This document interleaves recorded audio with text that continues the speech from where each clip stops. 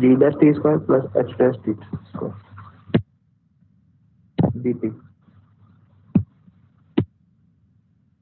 Okay, that is also I can write down as the a to b root over of dx by dt square plus dy by dt square plus dz by dt square dt. That also I can write down a to b, that is your root over of this your component this function, so I can write an absolute value of sorry rt. Absolute is your sorry this it is r dash, sorry it is r dash t dt. I can write down here it is your r dash t. Clear to all of you? It is clear. Yes, ma'am. So now example,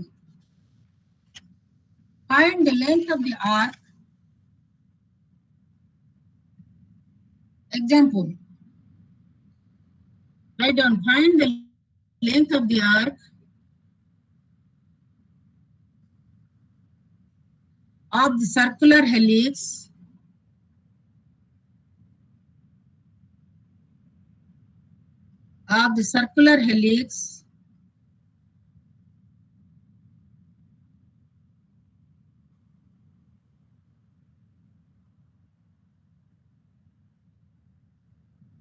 with vector equation rt is equal to I already told you this equation of the helix. Rt is equal to cos t I cap plus sin t j cap plus t k cap. Ma'am, once again. Rt is equal to cos t I cap plus sin t j cap plus t k cap. Okay. From the point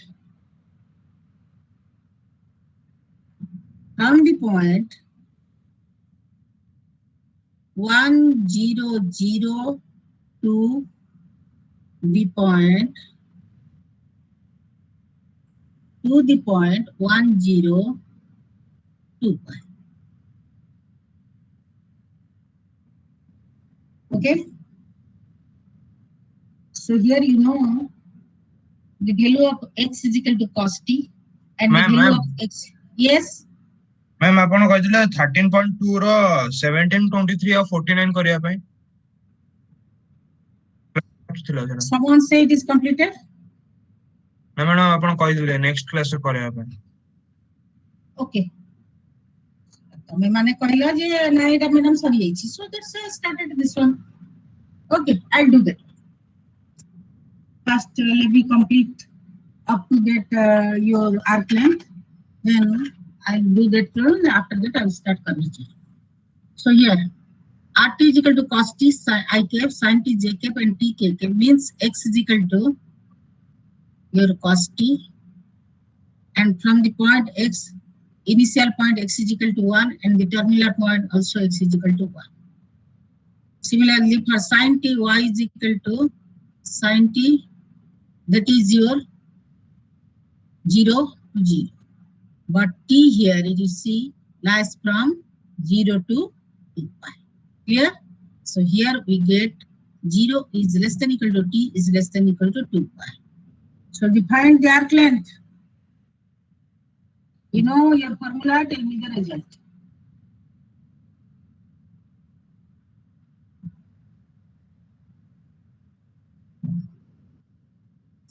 You know your formula? L is equal to A to B, that is 0 to 2 pi, R dash T, absolute value dt. RT is here, R dash T is your sin minus sin T I cap plus cos T j cap plus k cap. absolute value of r dash t is your कितने पे absolute value of r dash t is your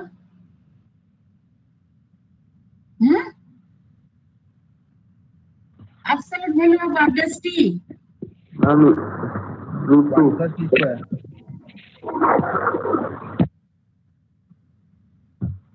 Root 2, ma'am. Okay, so it is your, what is your answer here? We get, do it. 2 root 2 pi. Huh? 2 root 2 pi. Very good.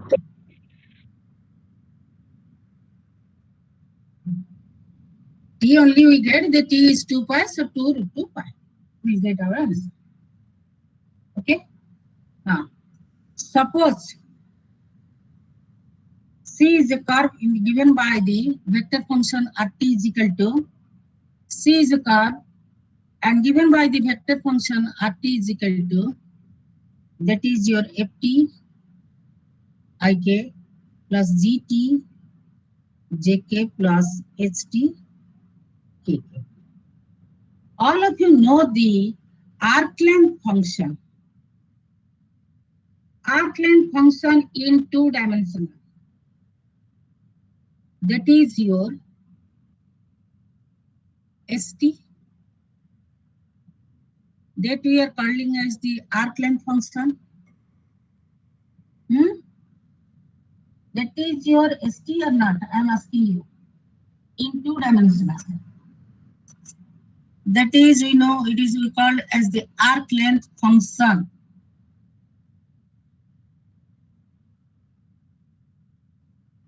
No one responding. What happened? You don't know, you are forgetting. St. What is the value of st by using your fundamental theorem? What is the value of st? St is equal to, that you can write down a to t, absolute value of, that is your r dash u dA. By using the fundamental theorem of calculus, I can write down ds by dt is equal to absolute value of r dash t. Same as for the space car. It is same as for the space car in 3-dimensional.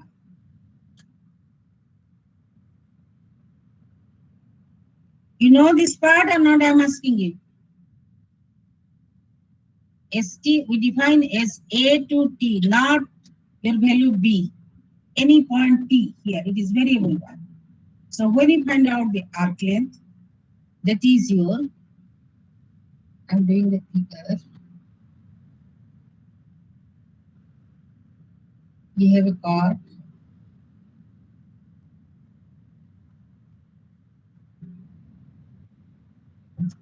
It is, say it is your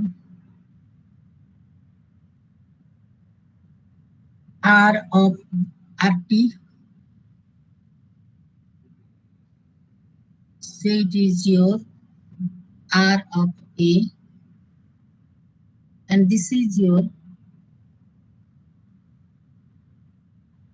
sorry, it is your 3-dimensional, sorry. This is your r of a. And this is your arc length is function is t. Okay. This is your curve C. And this is your x-axis, y-axis, and it is your z-axis. So they here, by using our fundamental theorem, we get ds by dt is your r dash t, already done in 2-dimensional here. So ds by dt absolute value of r dash t. Now it's I'm going to solve the problems of 13.2 from class 17. I'm going to omit this part. Okay? It is okay? Yes, ma'am. ଶୋଇକି ଉଠିକି କହିଲା madam ଏଟା କରାହେଇନି Isn't it?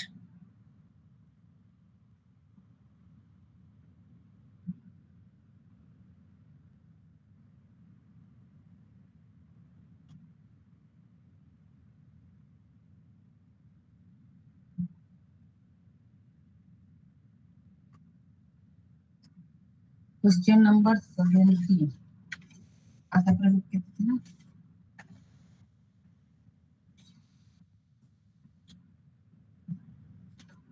Find the unit tangent vector. Find the unit tangent vector. Write down. Question number 17. Find the unit tangent vector ET at a point with the given value of the parameter T. At a point with the given value of the parameter T, where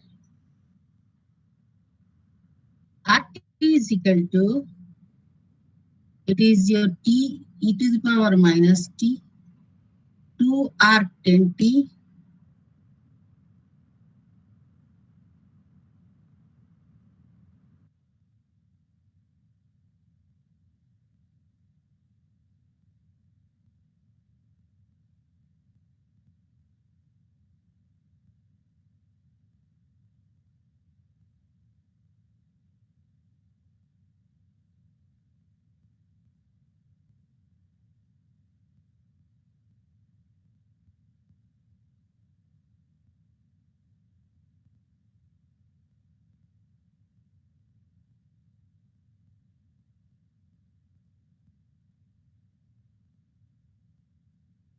Not audible, ma'am.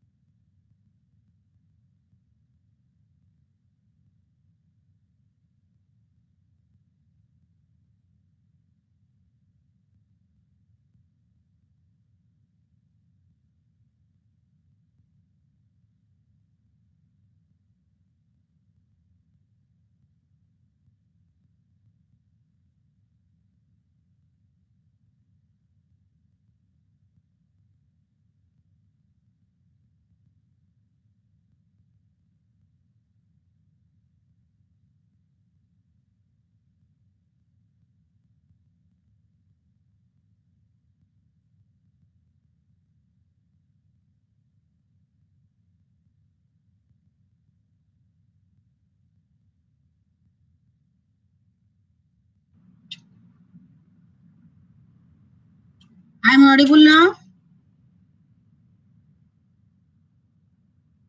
I'm audible? Yes, ma'am. Wait.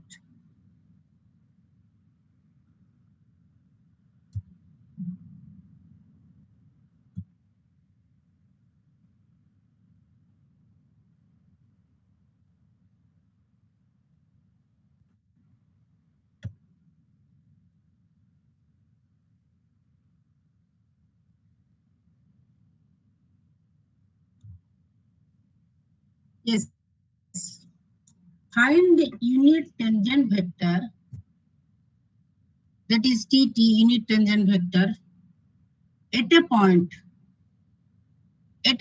given point, it is t is equal to 0, it is given. question book re to nahi. It is question number 17. No, ma'am, it's different in the book. What is written? Ma'am, t comma 3 cos t comma 3 sin t.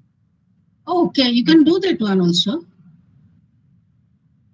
It is your RT is equal to t comma 3 3 cos t. What do you say? 3 cos t Yes. Then comma 3 sin t. yes. At a point t is equal to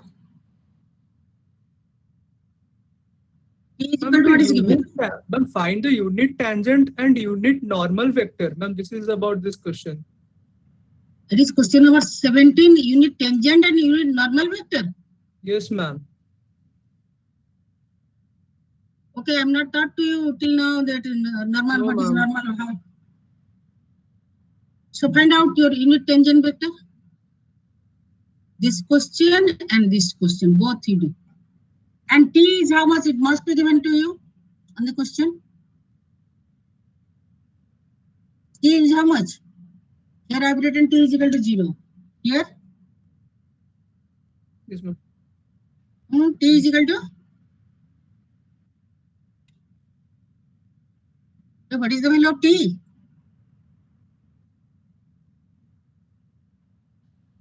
T is not given.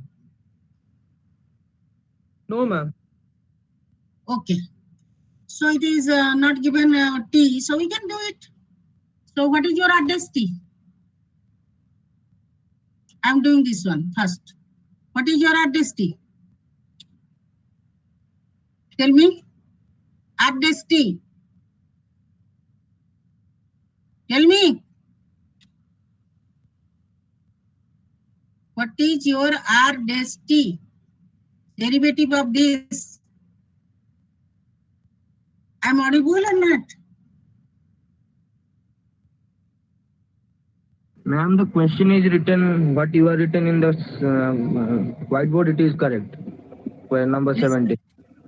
correct. Someone say.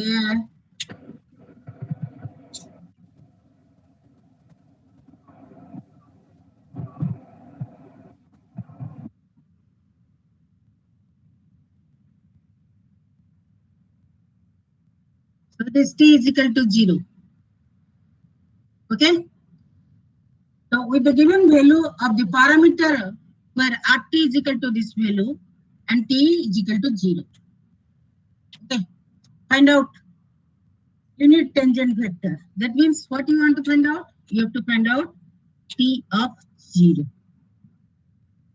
Clear?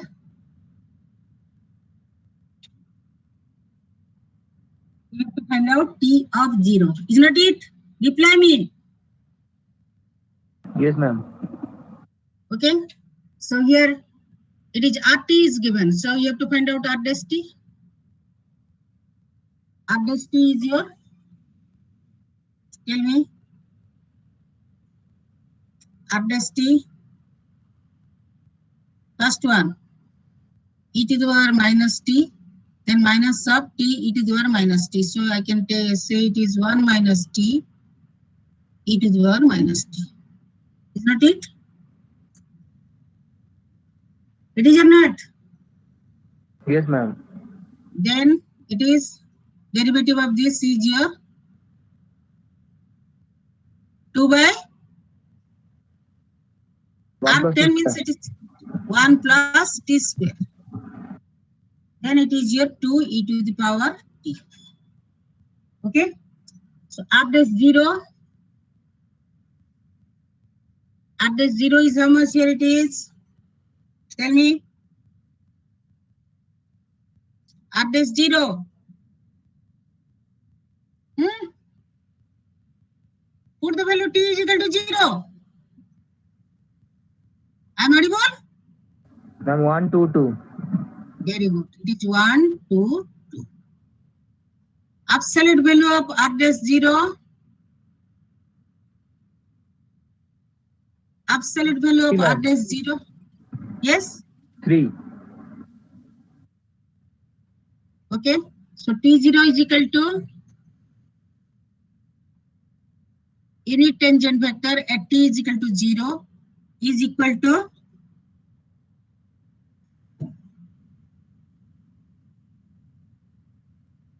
is not it? That is your formula or not? Unit tangent vector. That is your formula or not? I'm asking you. T is equal to r dash t divided by it is your absolute value of r dash t, is not it? So here it is, this one. So what you get? What you get?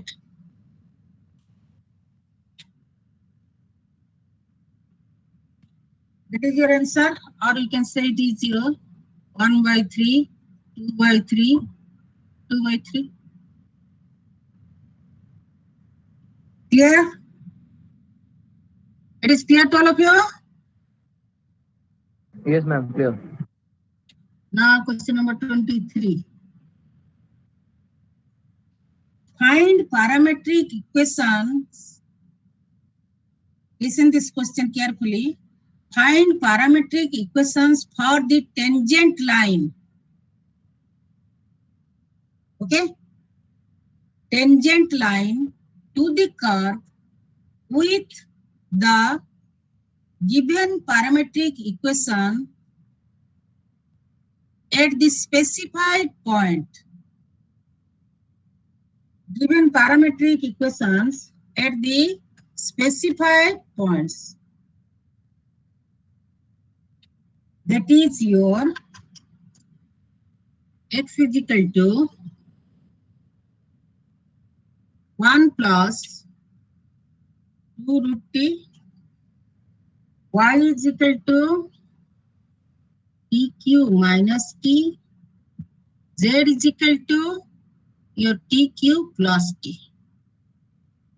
The point is your 3, 0, 2. So now your vector function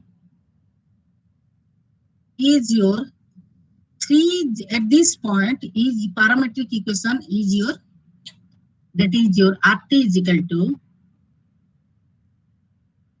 you can say it is our 1 plus 2 root t, tq minus t, then tq plus t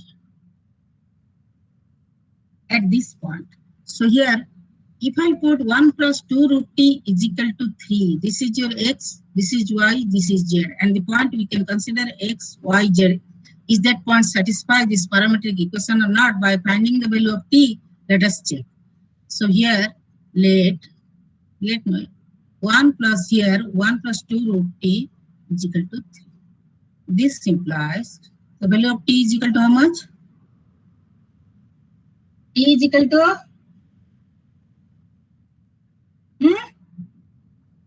1. Yes, t is equal to 1. Is that satisfy this point? Parametric equation. When I am putting the t is equal to 1, I am getting it is 3. Okay. When I am putting t is equal to 1, I am getting 0. It is okay. And 1, it is I am getting 2. So it's satisfying this point. This point satisfies this parametric equation or not? On the line. Yes, ma'am. Okay. Now, my aim is to find out the value of, that is your r dash t. Tangent is your r dash t. R dash t is your, tell me. R dash t is equal to, the question is asking find out the parametric equation of the tangent line. So r dash t is equal to, r dash t is equal to 1 by root over of t, 3 t square plus 1 and 3 t square plus 1. Middle one is minus 1. 3 t square minus 1. yes, 3 t square minus 1, and it is 3 t square plus 1. Okay. So when t is equal to 1, t is equal to 1, what is the equation? What is the point here? Vector equation. 1, 2, 4. 1, 2. So this is the component of the average t. That is our tangent line. Here if you have a curve, here you know already done it is you have curve, any curve at this point, the tangent line is also at from that point. And my point is our 302. So now parametric equation and the vector equation is our, the component of the vector is our 1, 2, 4. So now the parametric equation are, that is your RT. So vector equation first you say vector equation of the tangent line, then we write down the parametric equation of the tangent line. RT is equal to vector equation for the tangent line, that is I am defining as RT. RT is equal to your, that is point is your 302 plus 1, 2, 4 t. So parametric equations are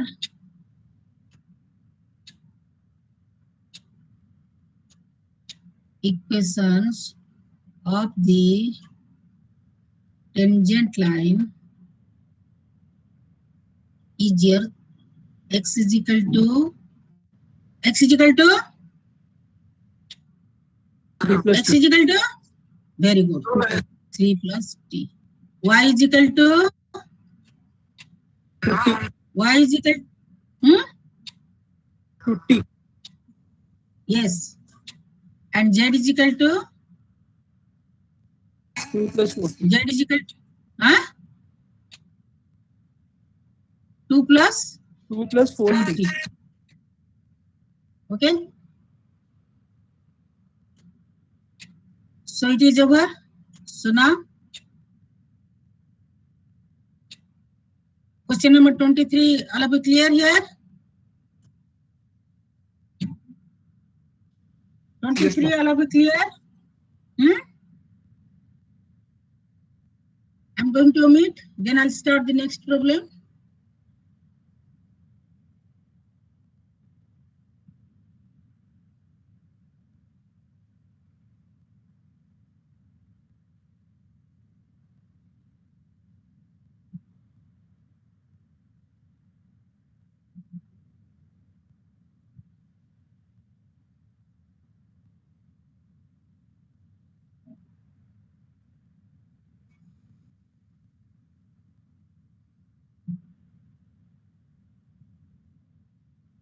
If you have not written, write down.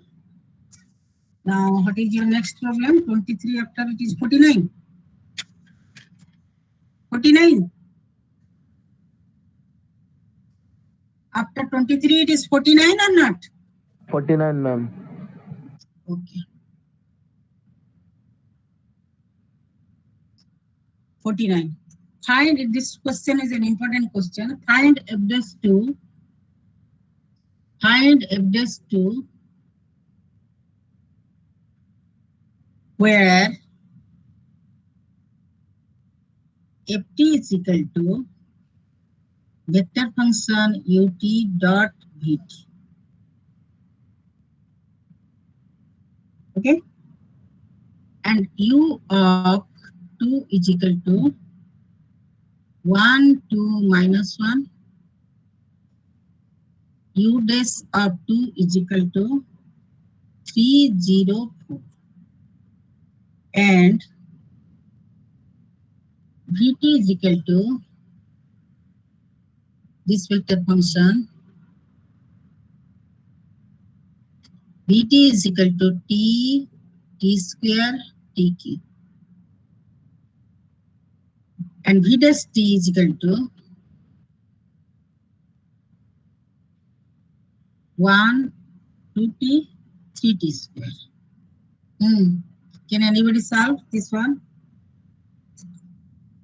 What I'll do? What I'll do?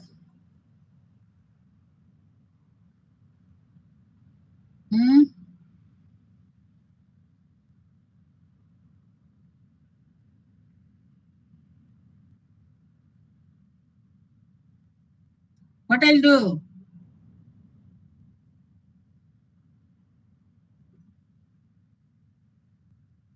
What I'll do? Tell me. Find f dash t. Yes, Bhargara.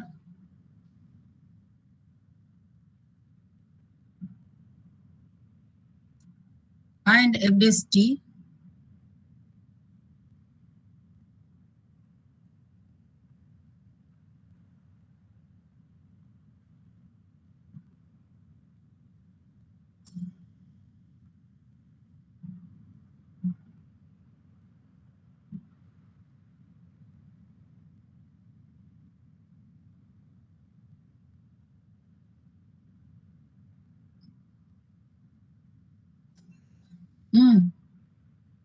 That is your answer is your f dash t is equal to the dot product here. You can say it is u dash t dot vt plus ut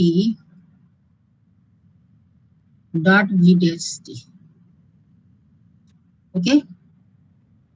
So here f dash 2 is equal to, this implies f dash 2 is equal to u dash 2 dot v2 plus u2 dot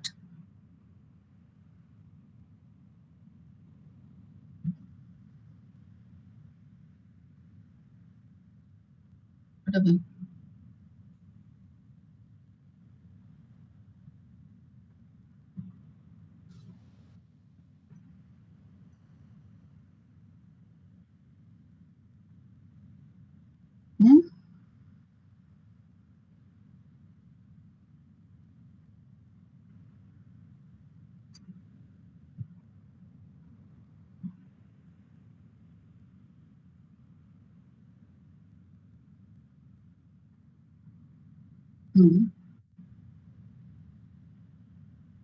u2 dot v dash t. Ma'am, So 7, what 8, is the 20. value of v? Ma'am, answer is 7, 8, and 20. No, you are wrong. What is your v2? v2 I am writing here. It is 2. v2 is your 2, 4, 8. Isn't it? v2 is our 2, 4, 8. And v dash 2 is our 1, 4, 12. Clear? So here that I can write down, it is as equal to, this implies f dash 2 is equal to, u dash 2 is our 1, 2 minus 1.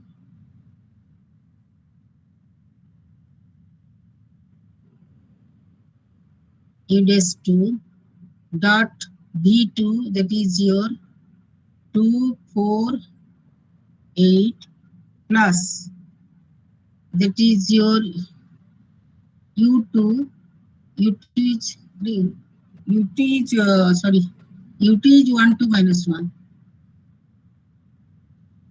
And here it is u dash 2 is your, it is not visible.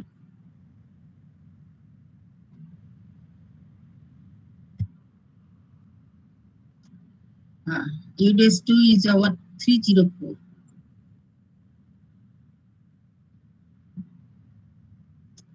Okay, this dot product, the dot product here it is 1, 4, it is 2.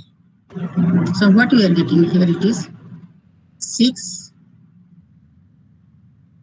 0, 32, 38, then plus, it is 1, then plus, it is your value 8, then minus 12. So what we are getting?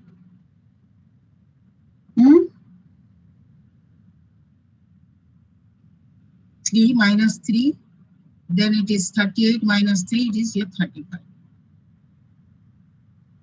Clear? How you get that value? How you get? I'm audible? Yes, ma'am, audible. Someone say that 3-digit number. I have not remembered that number. Ma'am, How I you said get? 7, 8, and 20. Ma'am, I said 7, 8, and 20. So it is your wrong? Yes, ma'am, but adding this, it is your 35. Yes. So here it is 49 over. Now try to do that question number 44, then I'll again start your next article. 44. That is given to you as assignment.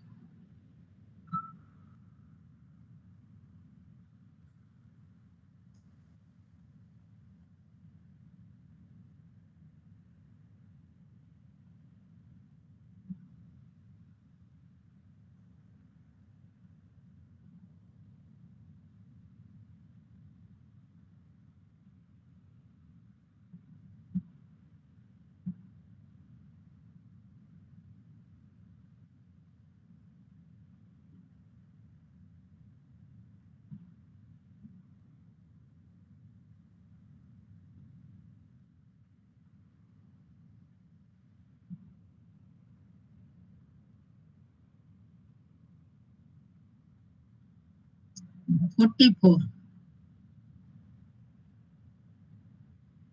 Prove that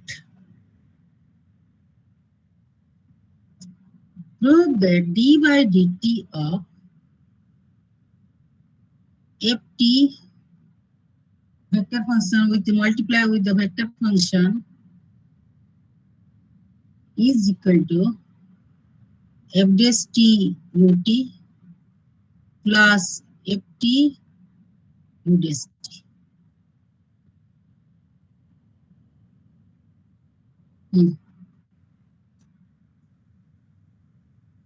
Do you are able to do?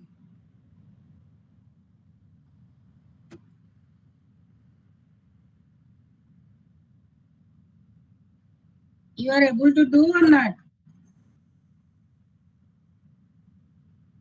I'm audible? I'm audible? Yes, ma'am. You are able to do this one or not? This value is equal to, if that u is the vector having the component, as the component that is u1, u2, u3. Then multiply with ft. So we can multiply with ft each one. It is a real value function. Now we differentiate, find out the d by dt of this multiplication. ft with the vector ut, that I can write down d by dt of each one. I am writing f u1, d by dt of f u2, d by dt of f u3. That is equal to your value first f this u1 plus f u1 this. Okay. Then here also same. First f this u2, then plus f u2 this. Here also f u3 and plus f dash u3 plus f u3 this. So now if you separate this, here f dash u1 plus f dash u2 plus f dash u3. If you separate here, sorry, I mean it is plus, no, it is your component. Here it is a plus.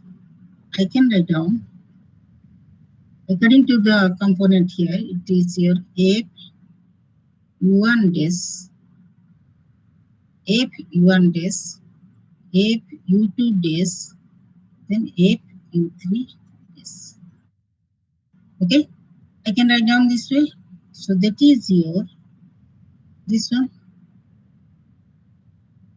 f dash e vector plus this is your f of e vector this. So here I have not written t, so I am making this one. Okay, it is okay. All of you clear here?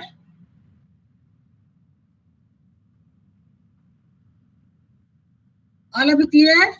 I am audible? I am audible or not? Yes, ma'am. Okay. So now then 13.3. I'm going to omit.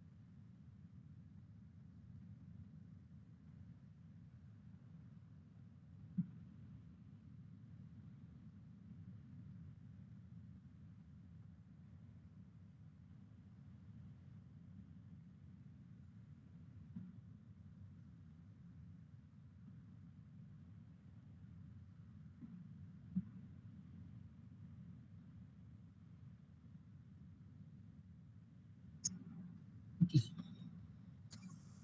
13.3.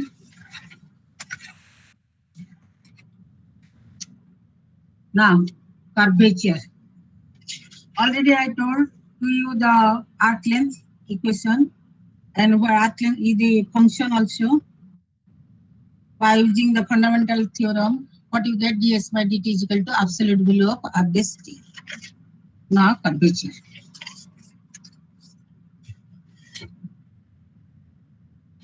Come to the curvature.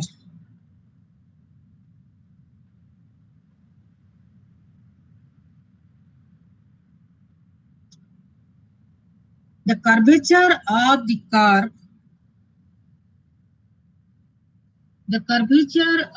curve, write down C of the curve C is the bending of the curve. Is the bending of the curve. We define it is, write down, we define it is to be the magnitude of the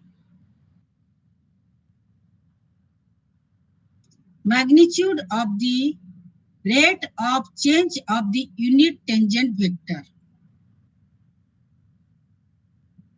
Rate of change of the unit tangent vector with respect to the arc length.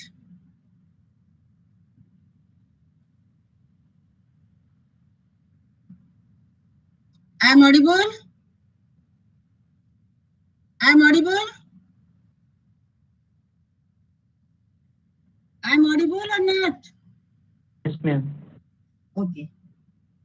With respect to the earth length, that is your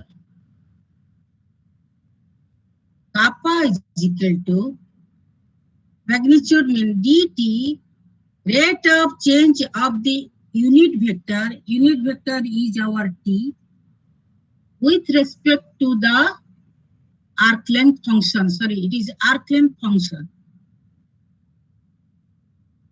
And this is called as kappa. That is curvature of the curve. That is your curvature of the curve, where t is the unit tangent vector,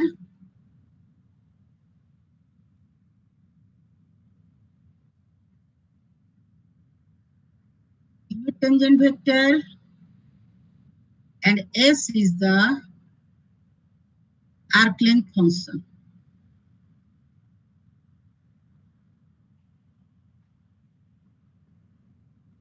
Okay, so dt by dt, I can write down here by using our chain rule here. Dt by dt, I can write down it is as dt by ds into ds by dt by using the chain rule. By using the chain rule, I can write down dt by dt. Okay,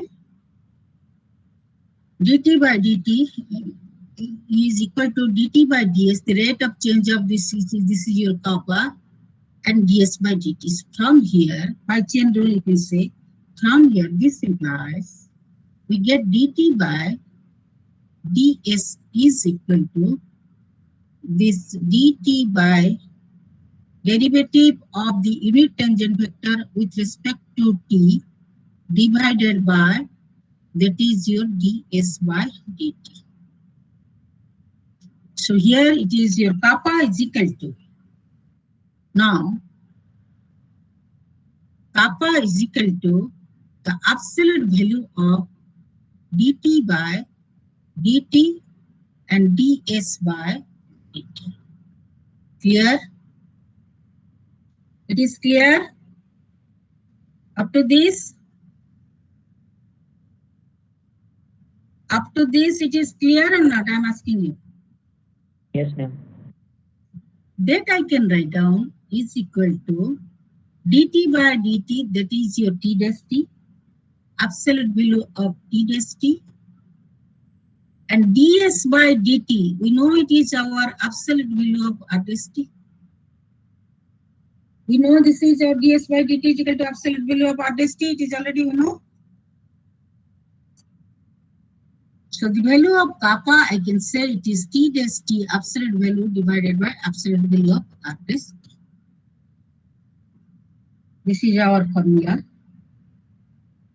We can find out the value of kappa by using this formula. Okay. So now, how many times left? So let us see. One example.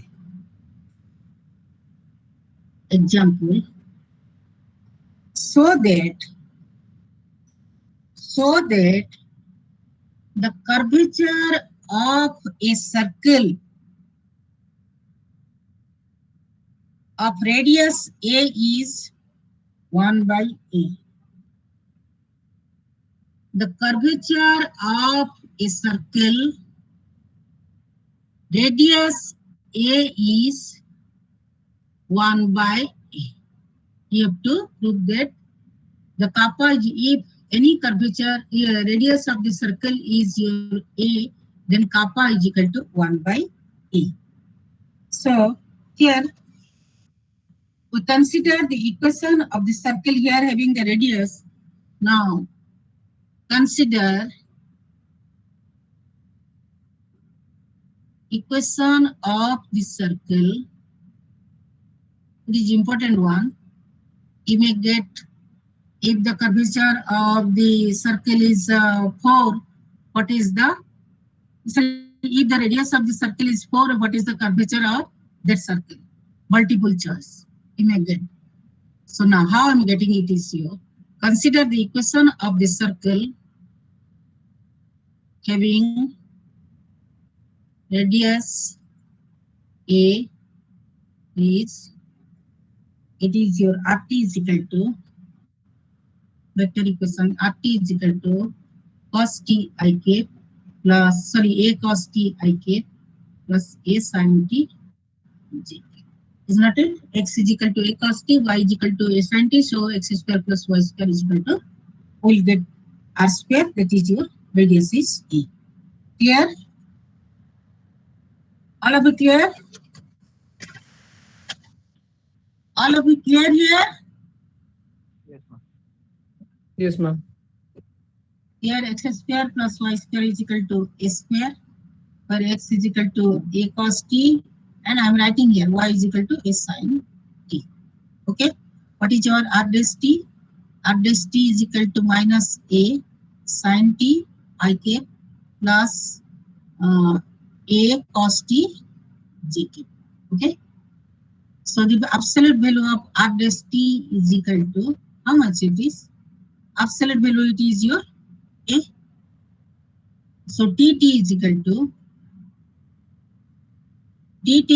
to R dash t divided by absolute value of R dash t.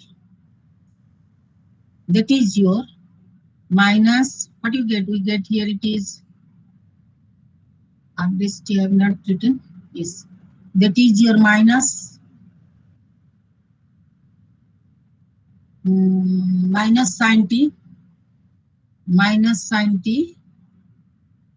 I k plus cos t j k.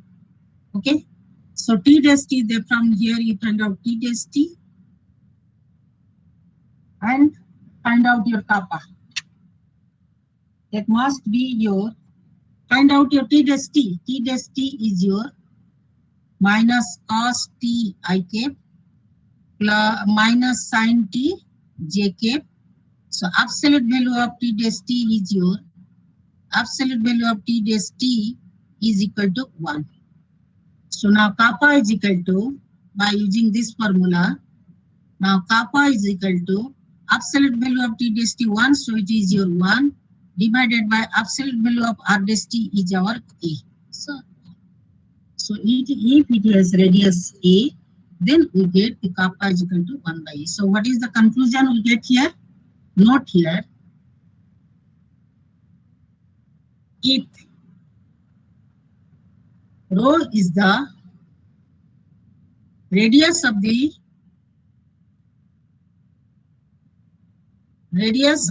curve, then rho is equal to 1 by kappa. Okay? Then rho is equal to, if radius it is, then rho is equal to 1 by kappa.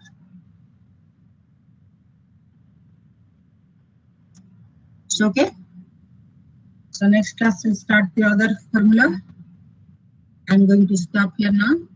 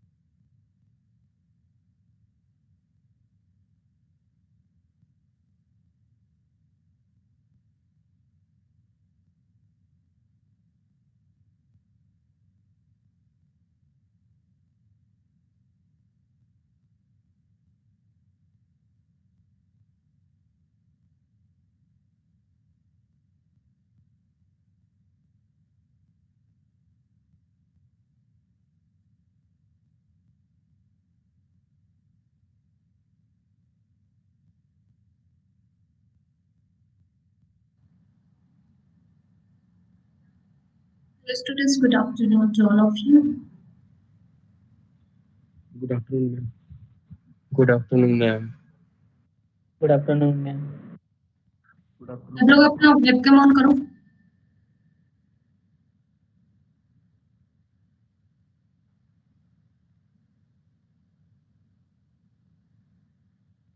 Yes, keep your webcam on.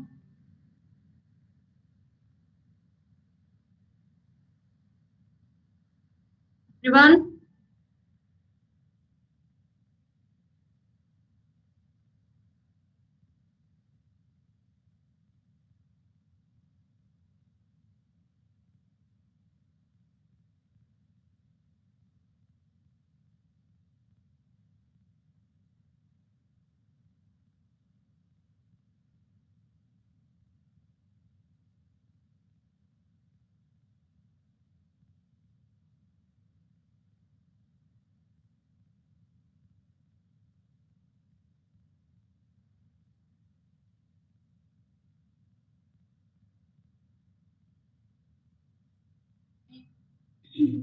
सुनाई दे रहा है मैं क्या बोल रही हूँ?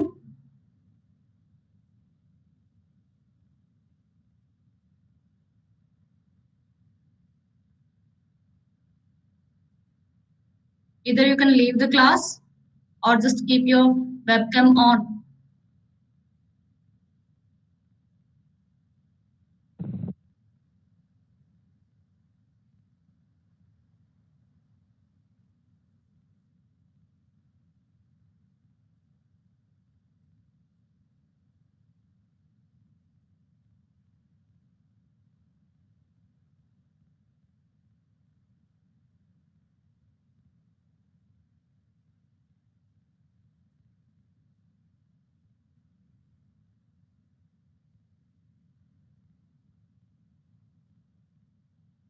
आकर्ष वत्सराज, अभिषेक पटनायक,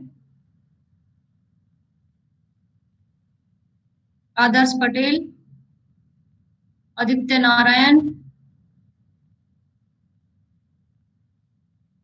आकांक्षा, आलय Kumar,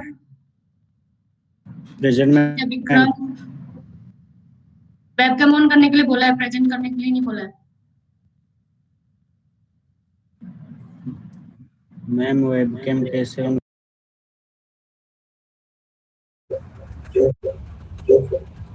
okay, जिनके पास है वो तो कर सकते हैं ना.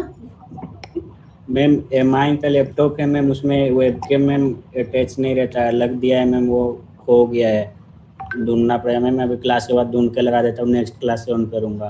So next class onwards, everyone should keep your webcam on, okay? Sugar. आधे लोग आते हैं, ज्वाइन करके सो जाते होंगे, है ना? No, ma'am. Not talking about you, Sudhanshu. जो भी रिस्पॉन्ड करते हैं वो तो obviously I know about them. Anyways, let's start today. This question was done, I think. Right? Yes, ma'am. The vertex set was given and the relation is given from that. From this relation, you can find the edge set and draw the graphs and then count the number of component. Okay. Also, you can count maximum, that is maximum length, maximum path. Okay, that is maximum length cycle, as well as you can count maximum degree, right? Capital delta Z, small del Z, minimum degree.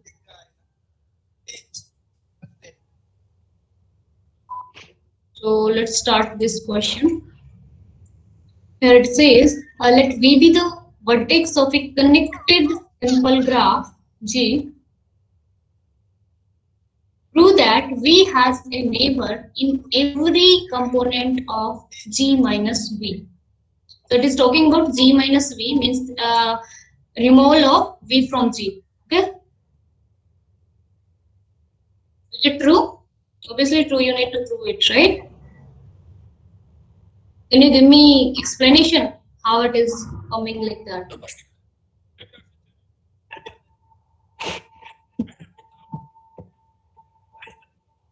Yes.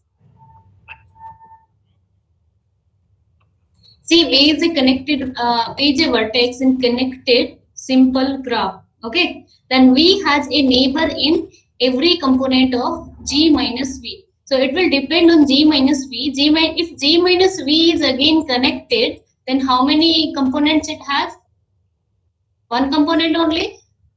Suppose G1, right? G1 is then it is G minus V. Then obviously, if V is getting removed from that, then V has neighbors in G minus V, right? Here, for example, we have this graph, and here we have V, this one, right? Its neighbors are U and W, right? And these will be present in G minus V, right? Yes, ma'am. So G minus V will be U, this is, you can just take T, TW, this path, right? And here you have U and W are the neighbors. And V has neighbors in every component, as it has only one component, that it's true, right? What about more than one component? Like this one, this one. Then this is also the neighbor of V, right? Then G minus V will be containing two components, right? Disconnected. If you remove this V, okay. And neighbors of V and G are A, U, W, right? So if we could remove, you're getting this one. As you can see, if this is your G1 and this is your G2, then G1 and G2 both contains neighbors of V. Clear? Like this, if Yes, K components are there in G minus V, all are containing the components, that is the component, all are containing neighbors of V. That's why they got separated. Na? Otherwise, if it does not have any neighbor, for example, kind of this one, this is not neighbor, this is not neighbor, but this is coming in this component, right? In this component here, the G1. This contains neighbor, right? Did you get it?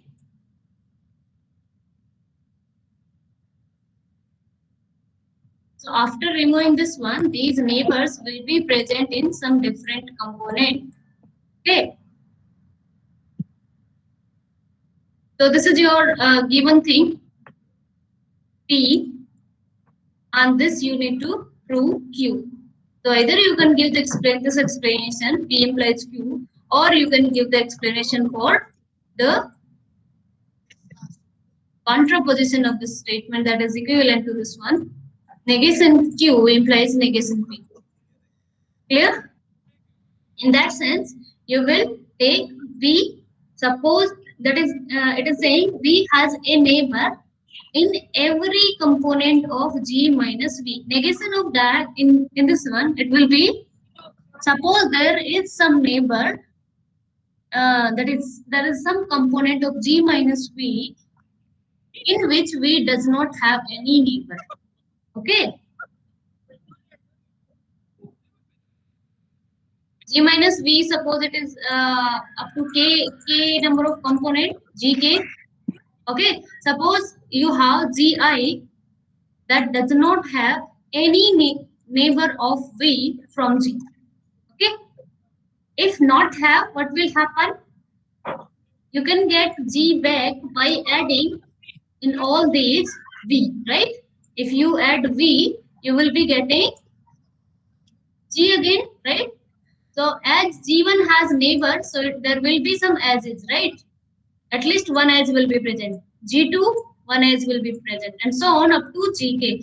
One edge will be present. But you have assumed that Gi does not have any neighbor of V. Means this will be not connected to V. Clear? and obviously not connected to all other, otherwise it would not be component, right? So if V is not having any neighbor in GI, then what is happening? This is your G. You are getting G is disconnected. Is it true?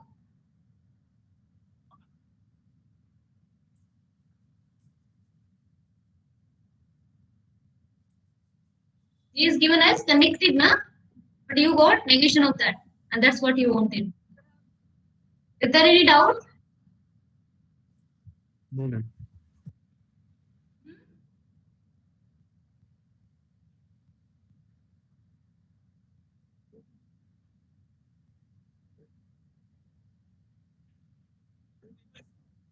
Yes.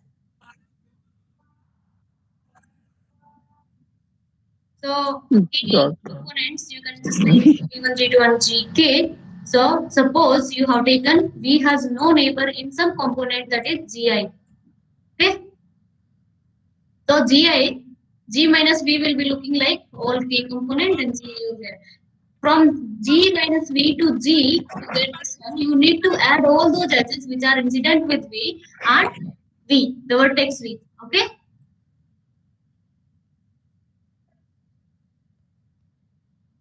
These edges, okay. And there is no neighbor in G for V. So Gi, that is Gi, will be disconnected from this component. So what we got? G is disconnected, but this is given as this is connected. That's why we got negation. Why negation? Because we have assumed something, negation of that.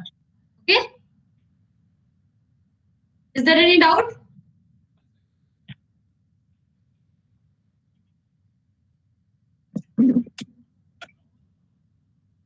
Then we need to conclude this one, that no graph has a cut vertex of degree 1. Does there exist any graph with a cut vertex of degree 1? Is it possible? Cut vertex की degree कम से कम कितनी होनी चाहिए? Yes, cut vertex की degree minimum कितनी होनी चाहिए?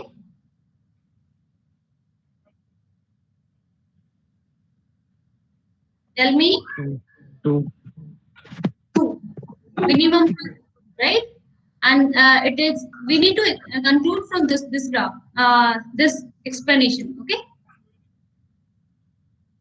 And otherwise it is asked independent of this question, then how you will prove?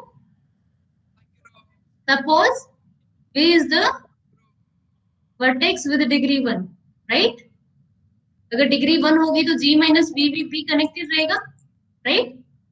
Then V is not a cut vertex. Then V cut vertex होगा ही नहीं, right? Degree 1 होते ही. And from this explanation or from this result, how can you prove this? Look at the degree of V, because यहाँ पे V cut vertex था ना, we had G is connected, and after removing V, we are getting K number of component, right? Clear? So V cut vertex था. What can you say about degree of V? Means in G, what was happening? Every component of G minus V had some neighbor of V. Okay, so G was looking like this. Now tell me, what is the degree of V? What can you say about degree of V? I or K? This is I is from 1 to K. Gi is somewhere here. Then K. Exactly K, or it can be greater than K as well. Remember, these are components. There may be present more than one vertices that are adjacent from V, right? Yes, ma'am. Clear? Similar for this one, similar for this one. So we are sure that it will be at least K, right? It can be more than K as well, right? So if degree of V is at least K from here, then what can you conclude for cut vertex?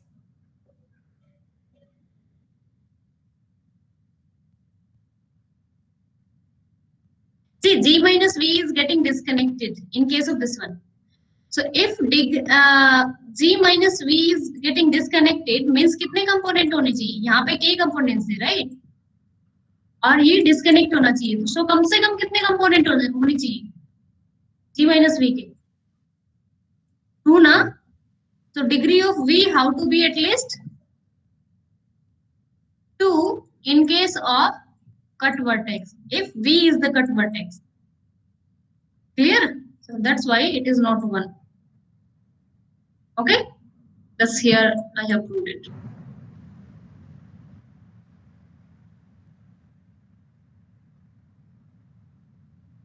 Number of component of G minus V is K. So degree of V in G, it will be at least K, that is equal to this number of component or greater. If V is the cut vertex, we need to disconnect the graph, right? Earlier it was connected. So we can disconnect if we are getting at least 2 number of components. So K can be at least 2. Okay?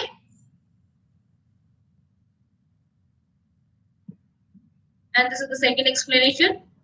Degree of V is 1, then G minus V will be again connected, then V is not a cut vertex. Okay? Any doubt?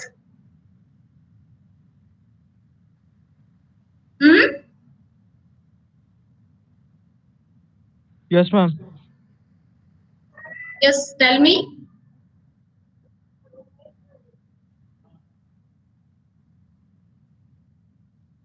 Yes, Isi, Yes, ma'am. tell me doubt. Where you have doubt? Ma'am, that maximal point, ma'am. That numbering one, I didn't get it. Which one? Ma'am, here, ma'am, does not have any number in the G and no BX path for that one, ma'am. Oh, I'm just saying.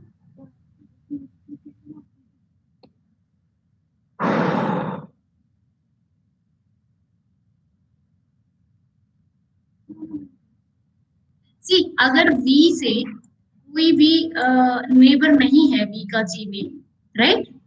V का Yes, ma'am. GI में कोई भी neighbour नहीं है, तो after disconnecting it, we will be having this all K component, right? So G Okay, में ma'am. Neighbour नहीं है, तो there is no edge or there is no path as well. क्योंकि disconnected था ना ये, हाँ, ma'am. right? So there is no path as well, Yes, ma'am. right? So there does not exist any path from V to X. That's why G, what we got about G? G is containing 2 components. Yes, ma'am. After adding V, one is this one and one is this one. Means to say, what can you say about this one? G is disconnected. Disconnected.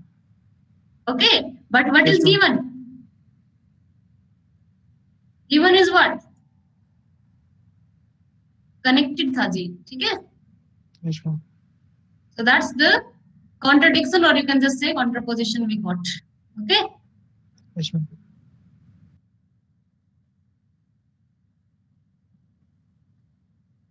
Just think about it.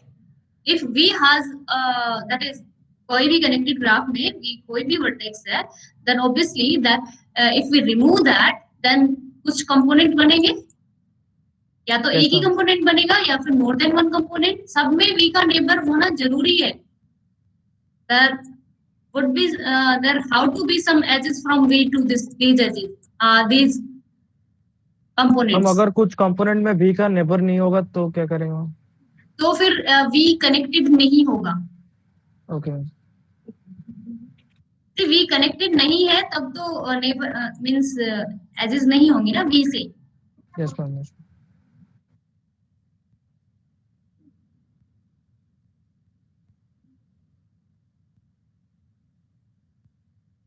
And what about this one? Degree concept done.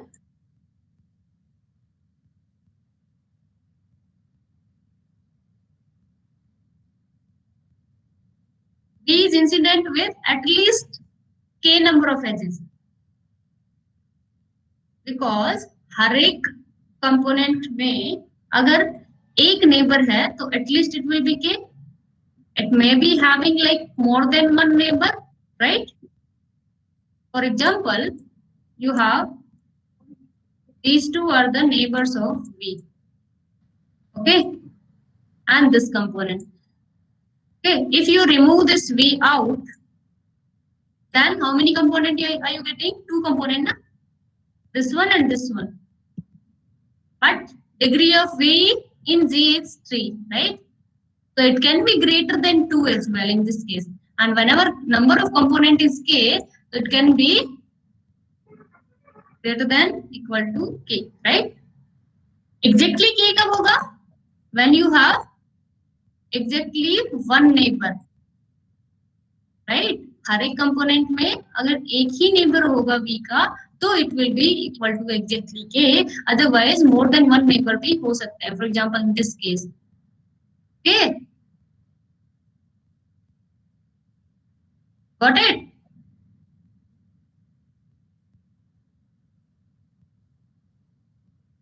And V Yes, ma'am. vertex, V cut vertex है तो K को K have to be at least 2. K cannot be 1. Because we need, after removing V, we need disconnected graph. So degree cannot be 1. Yeah. So second question. Here you need to find all the maximal and maximum paths clique independent set. And G graph is this one.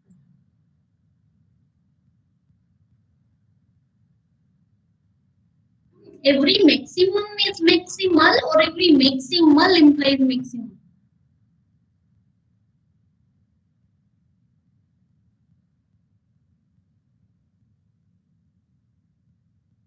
Hmm?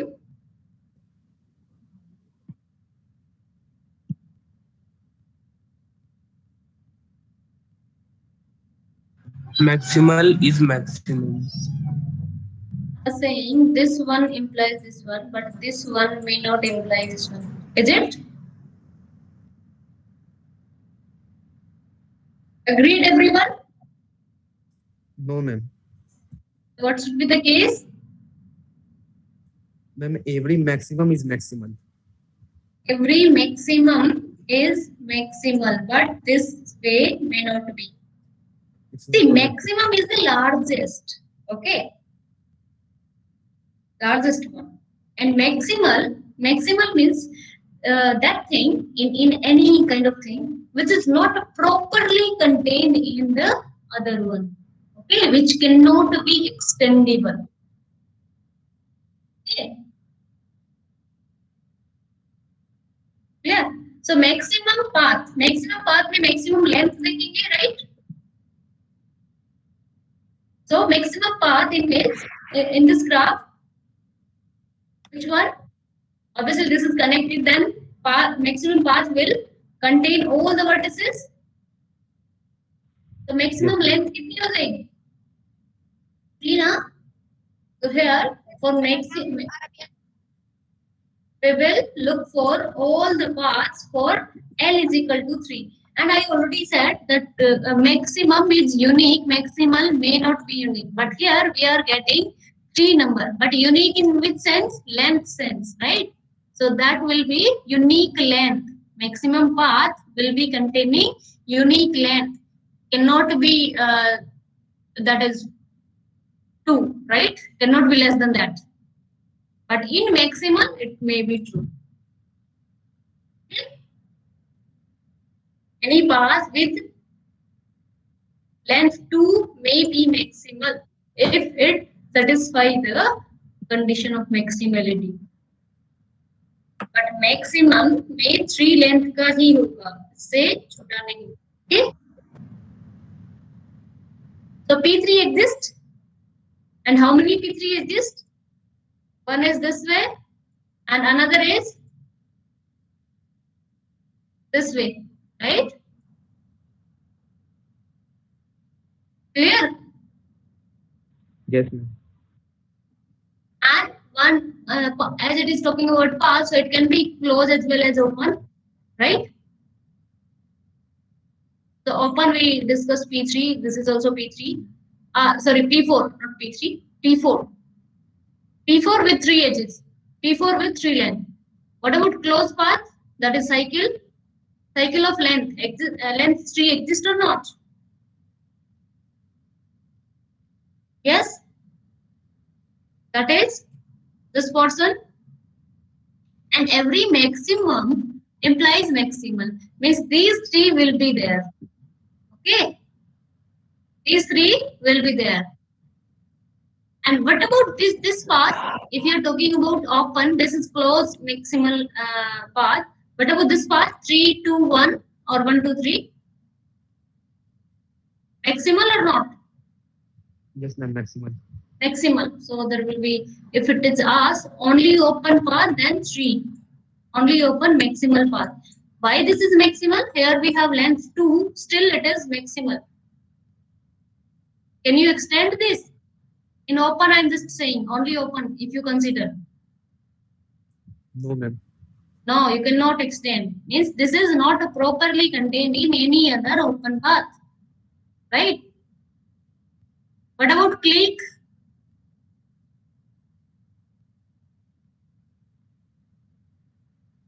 Clique. Definition of clique.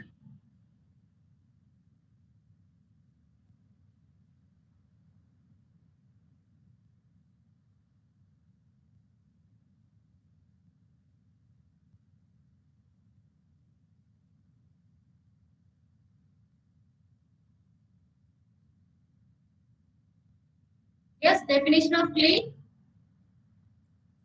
Pairwise adjacent vertices. Yes. Adjacent Pairwise vertices. adjacent vertices. Yes. Set of pairwise adjacent vertices. So here clique is maximum clique is this one and this one, right? Cannot take all 4. Otherwise, K4 should have been the part of this graph, right? So this is your maximal. Maximum. This K4, this 4th vertex is not there. Okay? Only 1, 2, 3.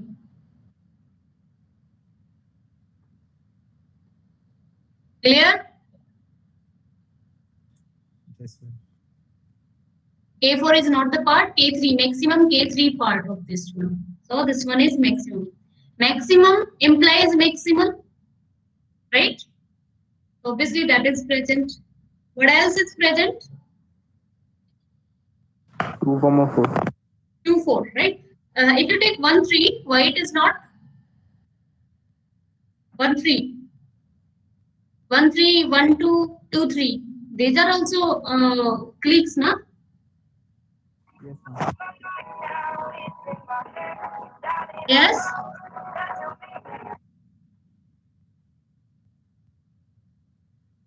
Tell me.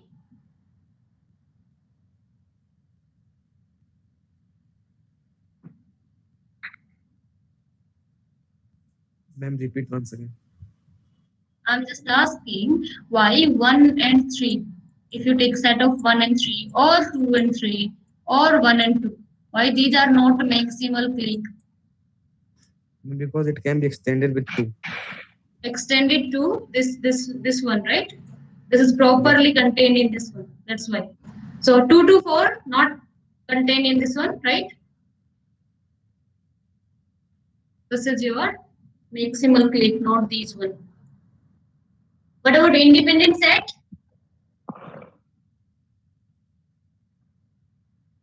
Pairwise non-adjacent vertices?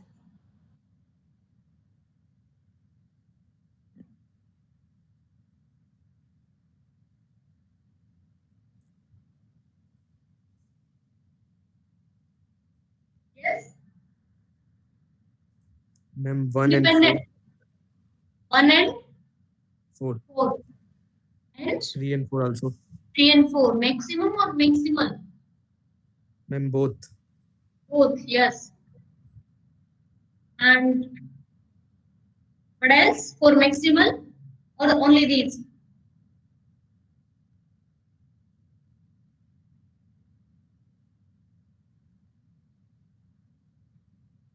Yes.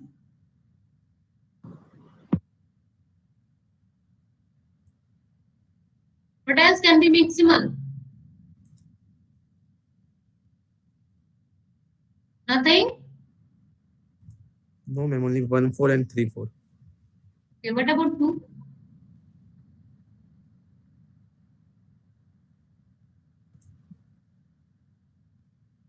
Who is contained in any other? No, ma'am. Oh. So this trivially is an independent set. There, Yes, ma'am.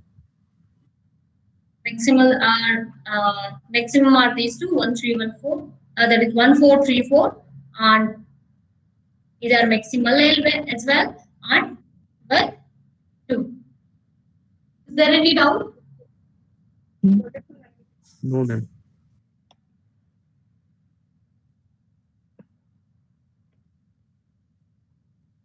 Yeah. Determine the value of m and n such that Kmn is Eulerian. First, tell me the definition of Eulerian graph. What does this Kmn represent?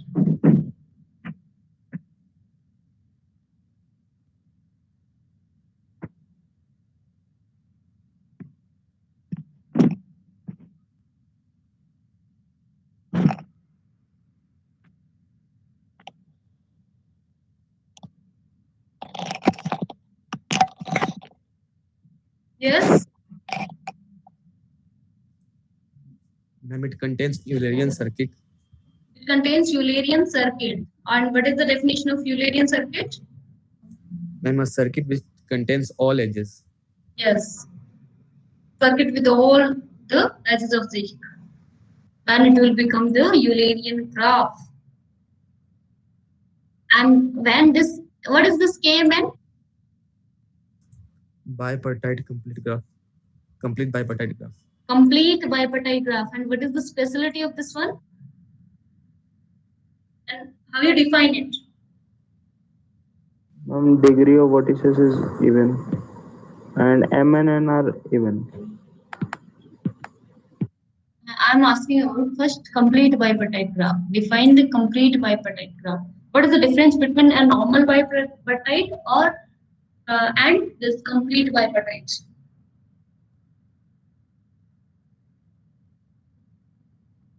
Ma'am, a complete bipartite graph is a bipartite graph with maximum number of edges.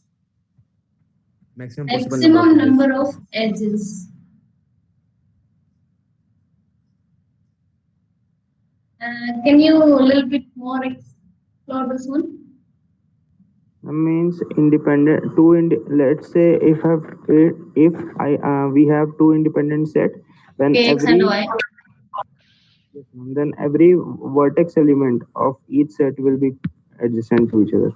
Yes, every vertex of X is adjacent to all the vertices of Y, and same is happening from this one. Okay.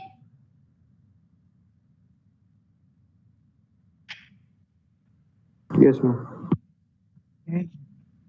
That is maximum possible edges from one partite set to another partite set, right? Yes, ma'am. Yes. Yeah. When what is the general theorem we did for a graph to be bipartite?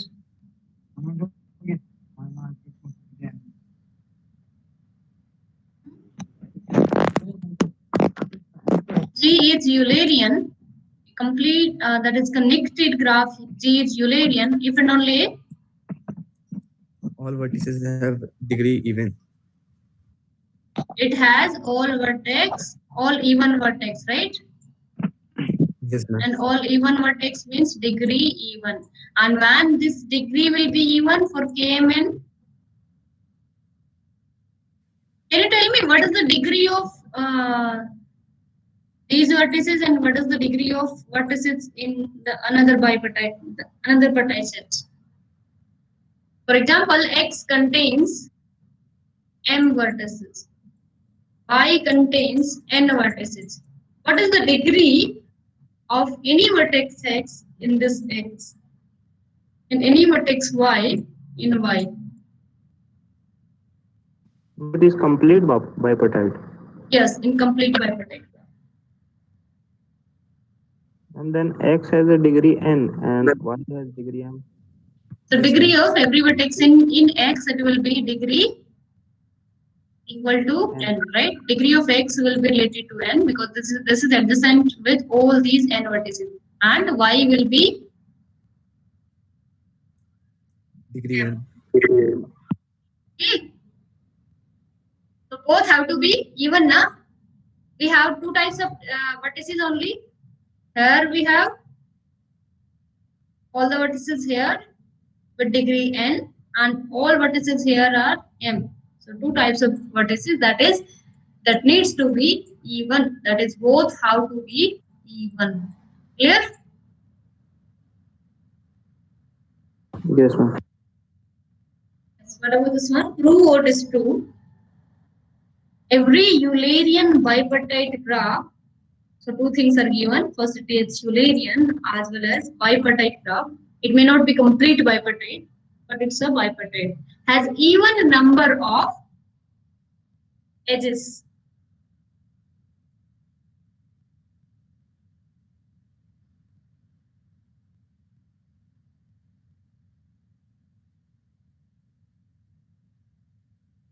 Every Eulerian bipartite graph has even sides.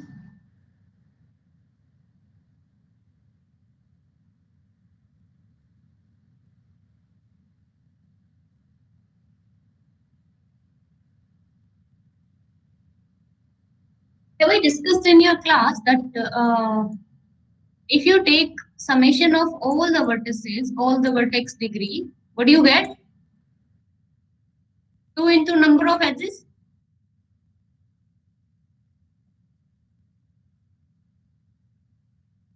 Have I discussed this? No, ma'am. Okay, we can take some example and see. Actually, this holds. Okay. If you take all the summation for all the degrees in a particular graph, that is related with its size. Okay, twice of M. And why is it coming? 2 into M, not M. Because whenever you are counting the degree for A and B, this edge is counting twice now for degree of A as well as degree of B, right? Yes, And ma'am. same for happening for all the degree, all the edges. Every edge is counted twice in both the endpoint of this one. Okay. And anyway, here how many edges? 4, right? Or you can just take this one. 5 edges. Okay. What is the degree of every vertex? Degree of A? 2, 2, 3. 2, 3, This 1, vertex? 3, 2, 1. 2, 1. Add all these. 10. 10. Add all these. 2 plus 2 plus 3 plus 2 plus 1. Are you getting 10? Yes, That ma'am. is same as saying 2 into number of edges, 5. Okay. Why is it so? Because every edge is counted twice, na? That I already explained. Yeah. In any general graph, this is the relation. In bipartite graph, what is the relation? If you have kind of this one, what is degree over here? 1, 1. Degree is 2. Take one partite set and tell me the degree. Here, degree is 2. And how many edges? 2 only, right? Here sum of degree 2. How many edges? 2 only, right? So here it's not 2m summation of any, that is degrees of vertices in one partite set. That is coming as equal to m. Like you can take this one. Now it's 2 and it's 1. 2 plus 1, 3. And 3 number of edges. Clear?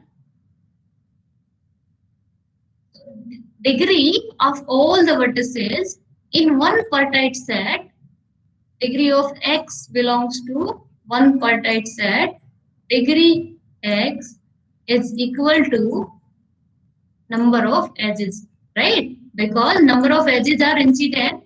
How many number of edges are incident? That is, you can take the degree of all these now, because we don't have any adjacency over here. Adjacency is coming from the other part, right? So you can count all these, and all these. Okay. That gives you m. Okay. And same is for y. M will be for y. The other partite set. Understood?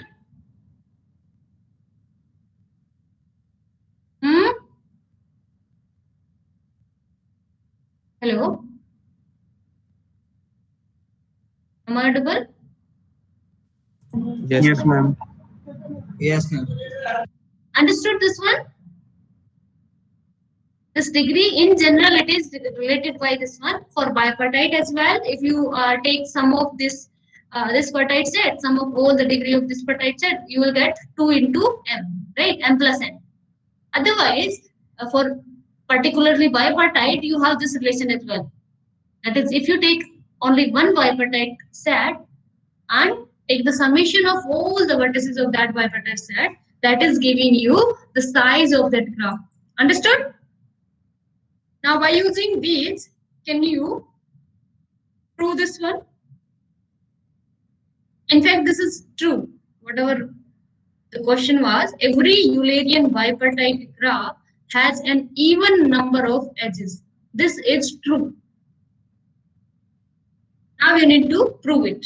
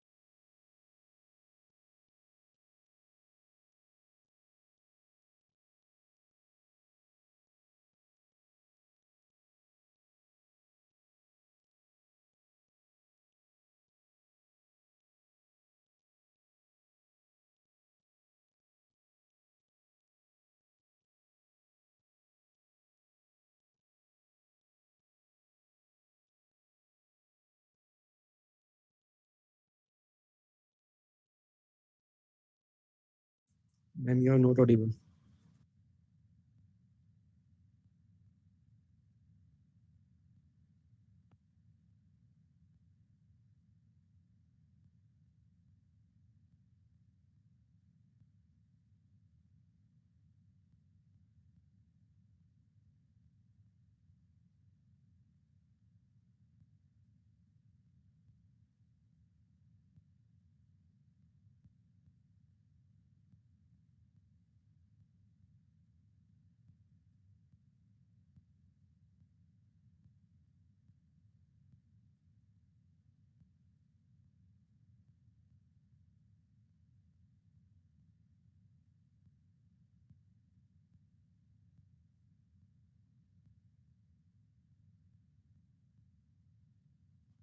Am I audible, students?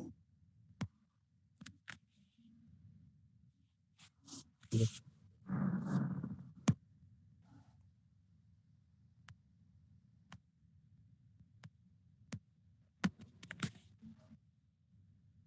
Is my screen visible? Yes, ma'am. Yes, ma'am. Okay, so what we are proving this question, right? Every Eulerian bipartite graph has even number of edges, or you can just say has even size.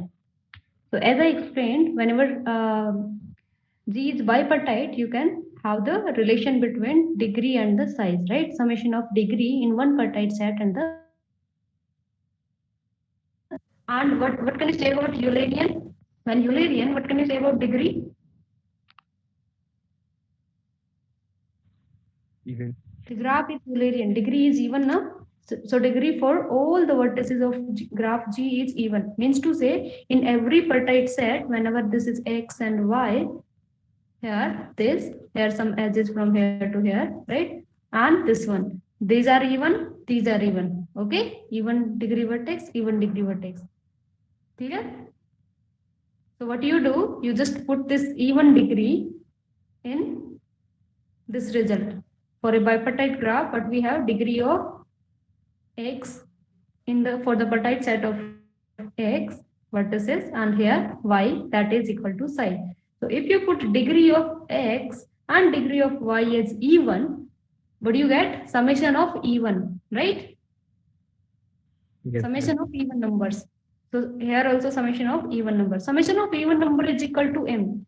So if you take sum of evens, what do you get? Even or odd? Even. Even. So that's how you are getting the size is even. Okay? Summation of even, M is sign. Clear?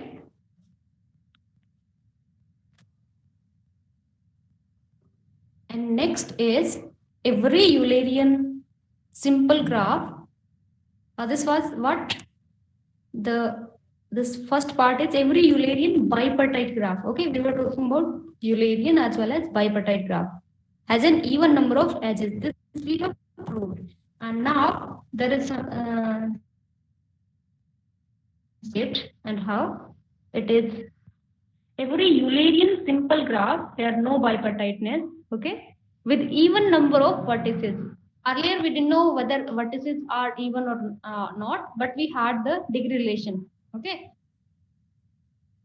Here we don't bipartite graph, this is asking for general graph, okay. Now it's number of vertices are even, okay. Number of vertices are even, has even number of edges. Is it true?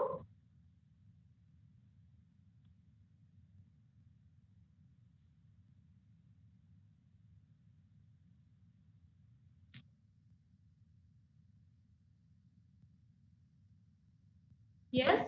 Is it true? No, ma'am, not always. Not always. Give me the counter example. Where you have Eulerian graph with even number of vertices, means Eulerian circuit exists in that graph, and all the vertices are even in number. Okay? Degree even, number even. Whenever you are going for even degree, some cycle type, then you have obviously the number of edges will be even. So you need to check for some counter example where you have 2 or more cycle meet. Okay. Are you getting my point?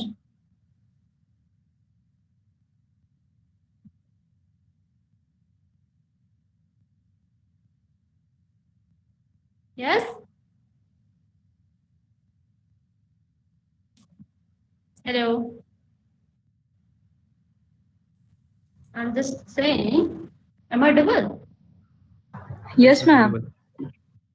Okay, I'm just saying if you take even number of vertices and then just simple cycle, because circuit can be either cycle or combination of cycle at some point, right? So if you take this, you cannot take, you can even number of vertices and then you have this cycle type, right? Then obviously this will be having CN type where N is even, cycle also having even number of edges, right? So you need to take such that some cycles are meeting at some point. Okay, that is, you need to take circuit which is not a cycle. So is it working? Is it Eulerian, this graph on the screen? Yes, ma'am. This is Eulerian. How many vertices it has? 7. No, ma'am. 6. How many 6. vertices it has? 6. 6. And how many edges? 7.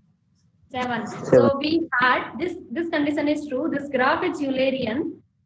It is talking about every. So we have constructed one example such that with even number of vertices and Eulerian graph, but M is not even. M is odd, right? Okay.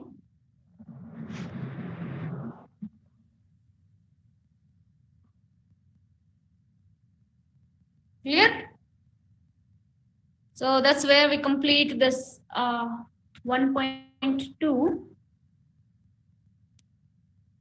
Any doubt in 1.2?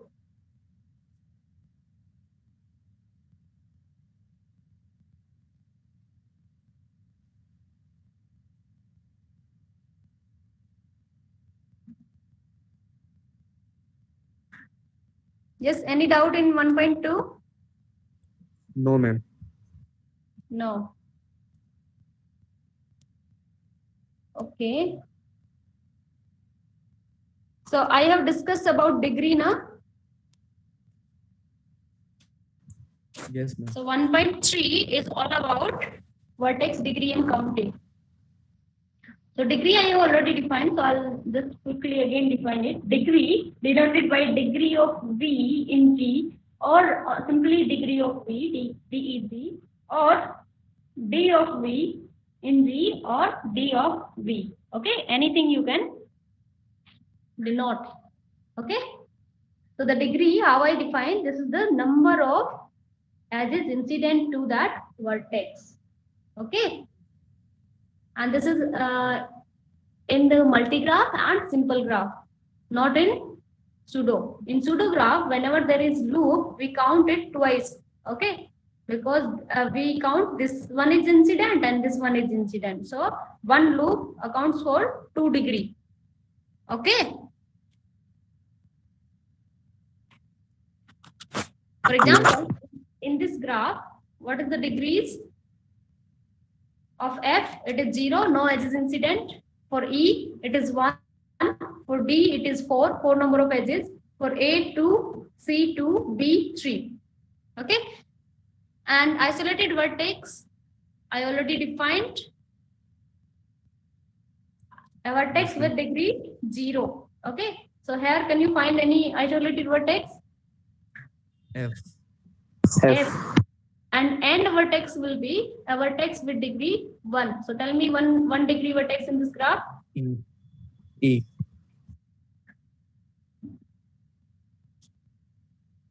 E and F is isolated. Yes. What can be the minimum degree?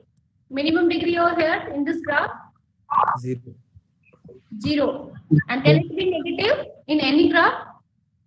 No, ma'am. No. So minimum degree have to be at least 0. And maximum degree 4. 4. can be at most. 4. In this one, it is 4, but at most in case of that is one vertex can be in n degree graph, one vertex can be adjacent to all other n minus 1 vertices. Okay, so at most it can be n minus 1 degree. Okay, and degree of all other vertices, all the vertices of G will lie between minimum and maximum degree. Clear? Okay, that is I am talking about. Maximum degree is you take all the vertices maximum degree, and minimum degree among all the vertices generated by this one. Minimum degree at least 0, maximum degree can be n minus 1 at the most. Okay, so as this small del z is representing minimum degree, so it will be less than or equal to capital del G, right?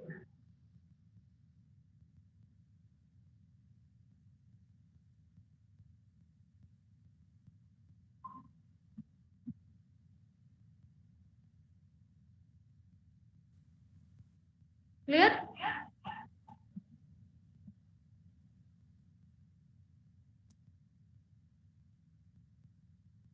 And you can see this relation, okay? Minimum degree is less than equal to maximum degree, and minimum degree is the least cap is 0 and the other cap is n-1, okay? Greater cap. Clear?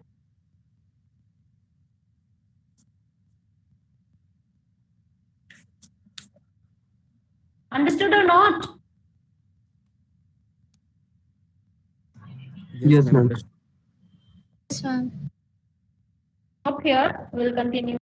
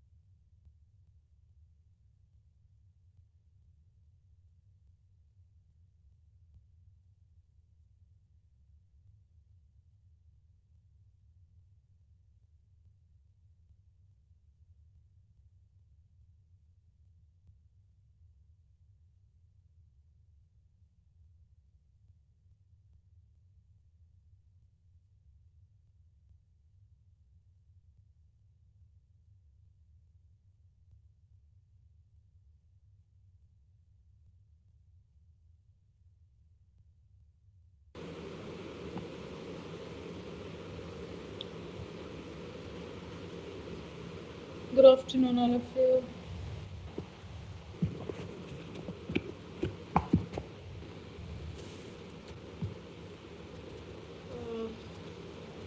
Good afternoon, ma'am. Good afternoon. So,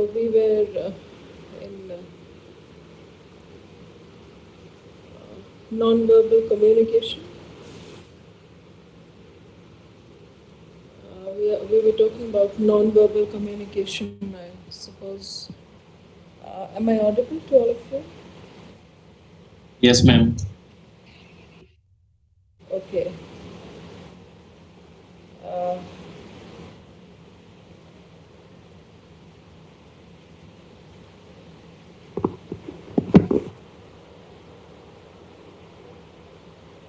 so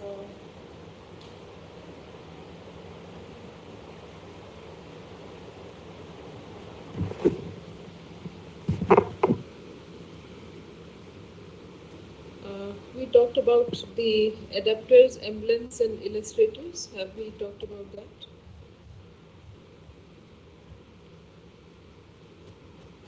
Adapters, illustrators. Yes, ma'am.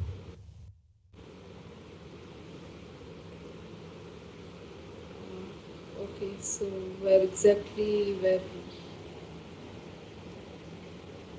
we? Body language.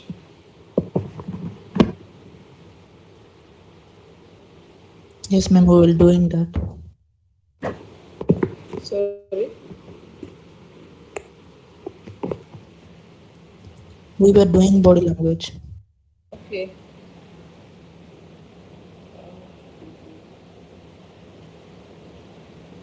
Now, body language is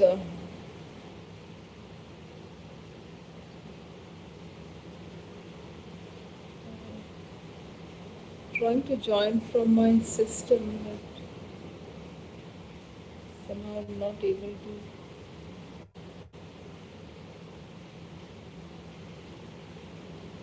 Okay.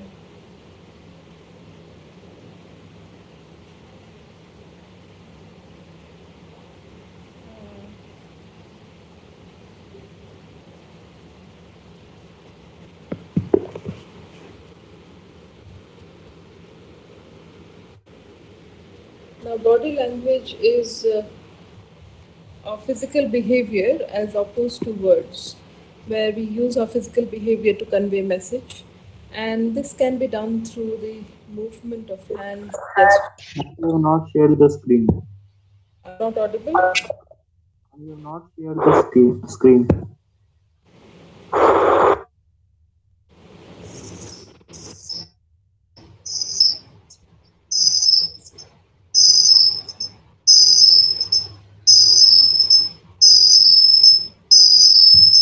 Yeah. So is this audible now?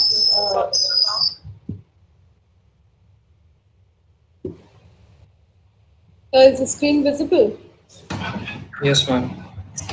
Okay. And am I audible?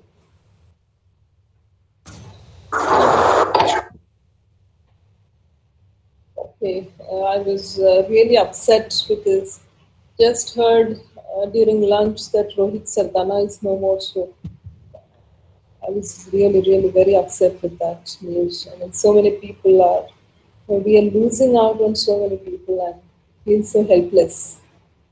So it becomes so important that we stay alive.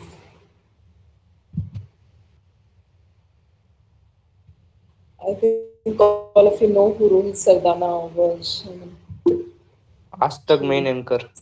yeah. He was a good anchor. I mean, compared to other anchors on Astak, Sardana was very blunt and straightforward. I really liked his show rather than the other ladies who came in Astak. Dangal, ma'am. Yeah, this man was very upsetting actually. I was listening to the news during lunch and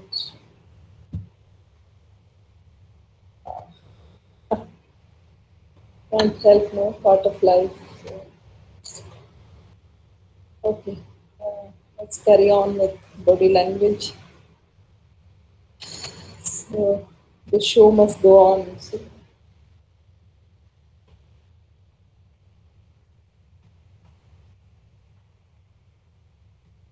okay, so body language is physical movement and behaviors that's done through hand or facial expression, eye movement, touch, and use of space.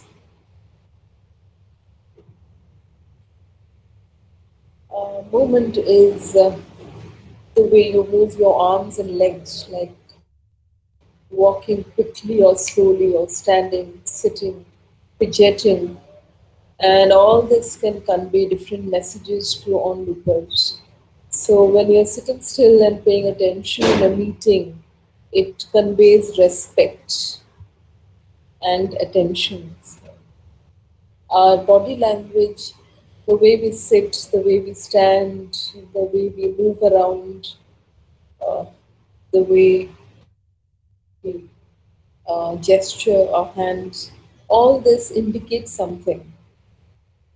So we should be a little cautious, careful, and conscious about what our body language is reflecting. Uh, so most of our communication occurs while we are standing or sitting. So when we are putting our hands on our hips, uh, okay, Sagar Das, are you there in the class? Sagar?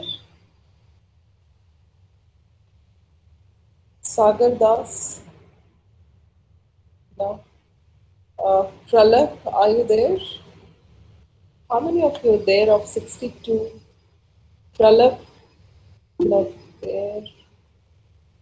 Uh, who's there? Sven Jyoti, good morning. Okay. Yeah, Akash. Yes, ma'am. Uh, you're in a noisy place. I mean, who can read this? Ma'am, you called me. Yeah, but I think Sagar Das, is your mic all right? Sagar, are you in a convenient place? Okay. Gurman, you okay? Yes, ma'am. Okay, please read this. Postures. Most of our communication occurs while we are standing or sitting. One interesting standing posture involves putting our hands on our hips and is non-verbal cue that consciously to make us look bigger and assertiveness. When the elbows are pointed out, this prevents others from getting past us as easily and is a sign of attempted dominance or a gesture that says we are ready for action. Right. Thank you, Gurman. So most of our posture speaks something, indicates something, like putting our hands on our hips. This shows assertiveness. That we are the boss, so it it uh, it shows assertiveness. Similarly, when pointed elbows, and this also indicates dominance. But these postures indicate something. They give out meanings and they convey meanings, and we must know what these meanings are, what they stand for.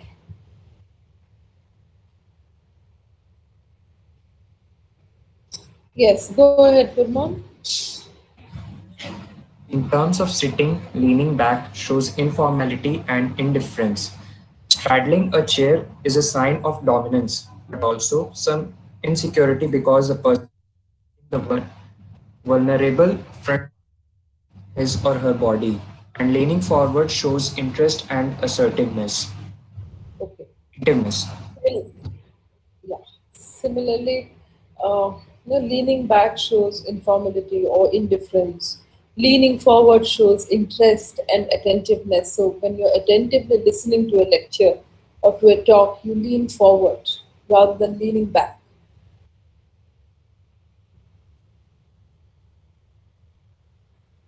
Yes.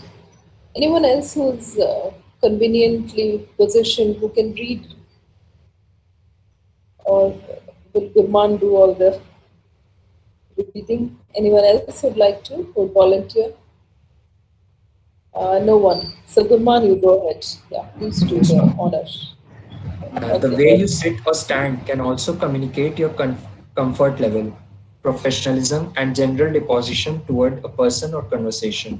Example, someone might slouch their shoulders if they feel tired, frustrated, and or disappointed. Yeah. So does this need any explanation? I don't know if let me know if this requires an explanation because these slides are prepared in a very self-explanatory manner, in a very conversational language. So tell me if you need an explanation for posture. The way you sit or stand communicates your comfort level, how comfortably you are seated or positioned, how professionally accurate you are, or what's your basic disposition, how do you usually carry yourself in a meeting or in a conversation, or your general behavior towards a person. So if you're slouching your shoulders, it means you feel tired, frustrated, or disappointed.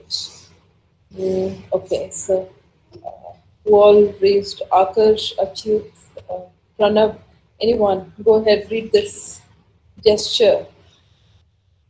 Okay, Swam Jyoti, you read and then we ask Yes, Akash. ma'am. Okay, Achyut, okay, go ahead, read it. Gestures. While gestures vary widely across communities, they are generally used both intentionally and unintentionally to convey information to others. Example, someone might display a thumbs up to communicate confirmation or that they feel positively about something. Thank you. So, uh, no, well, thumbs up. They are widely, they vary widely across communities. Uh, so, thumbs up may mean confirmation, or if you feel positively about something, you raise, you do a thumbs up. Yes. Yeah, now, Akash, yes, go ahead, read this. Okay. Yes, ma'am. Adapters, emblems, illustrators. There are three main types of gestures: adapters, emblems, and illustrators. Adapters are touching behaviors and movements that indicate internal states typically related to arousal or anxiety. They can be targeted toward the self, objects, or others. In regular social situations, adapters result from uneasiness, anxiety, or a general sense that we are not in control of our surroundings. Many of us subconsciously click pens, shake our legs, or engage in other adapters during classes, meetings, or while waiting as a way to do something with our excess energy. Hmm. Read, Akash. Continue. Adapters, public speaking students who watch video recordings of their speeches notice nonverbal adapters that they didn't know they used. In public speaking situations, people most commonly use self or object focused adapters. Common self touching behaviors like scratching, twirling hair, or fidgeting with fingers or hands are considered self adapters. Some self adapters manifest internally as coughs or throat clearing sounds. Well, thank you. So, coming to adapters, now these are three types of gestures. So, gestures have been classified or categorized as into three main types: adapters, emblems, and illustrators. Now, adapters are touching behaviors and movements, and adapters adapters reflect are symptomatic of some kind of an uneasiness or anxiety that you go through. So, adapters are reflexive of your internal state of mind. They reflect your internal state of mind. So, the kind of gestures that we do, I mean, random movement, fidgeting with objects on the table, playing with a pen, all these, or clicking pen very vigorously, shaking your legs, all these are adapters. And these gestures are in a way um, releasing your excess energy. So when there is a feeling, there is a general feeling that we are probably not in control of our surroundings, we are anxious about something, we are typically worried or not in a sense of ease, we retort to adapters. So these gestures could be targeted towards self, like fidgeting with our hair, uh, or clicking the or shaking our legs, or this could be targeted towards an object, like clicking the pen, playing with objects on a table, and with uh,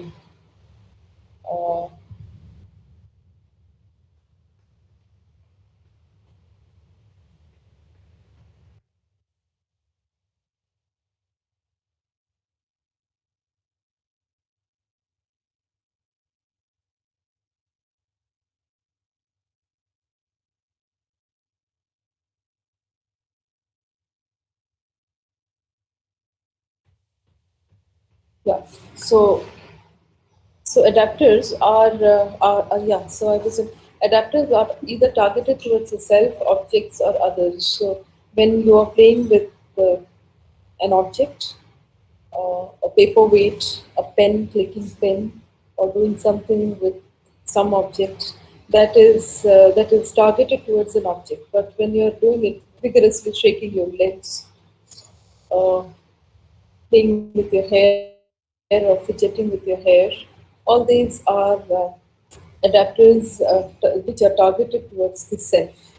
Now, for public speaking students, this is important because we constantly retort to adapters to get away with the uneasiness that we are in.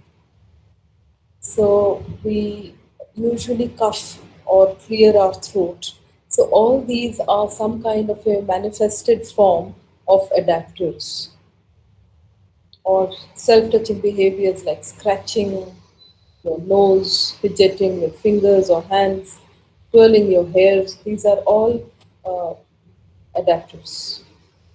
And in public speaking situation, we sometimes we mostly retort to all these kind of adapters.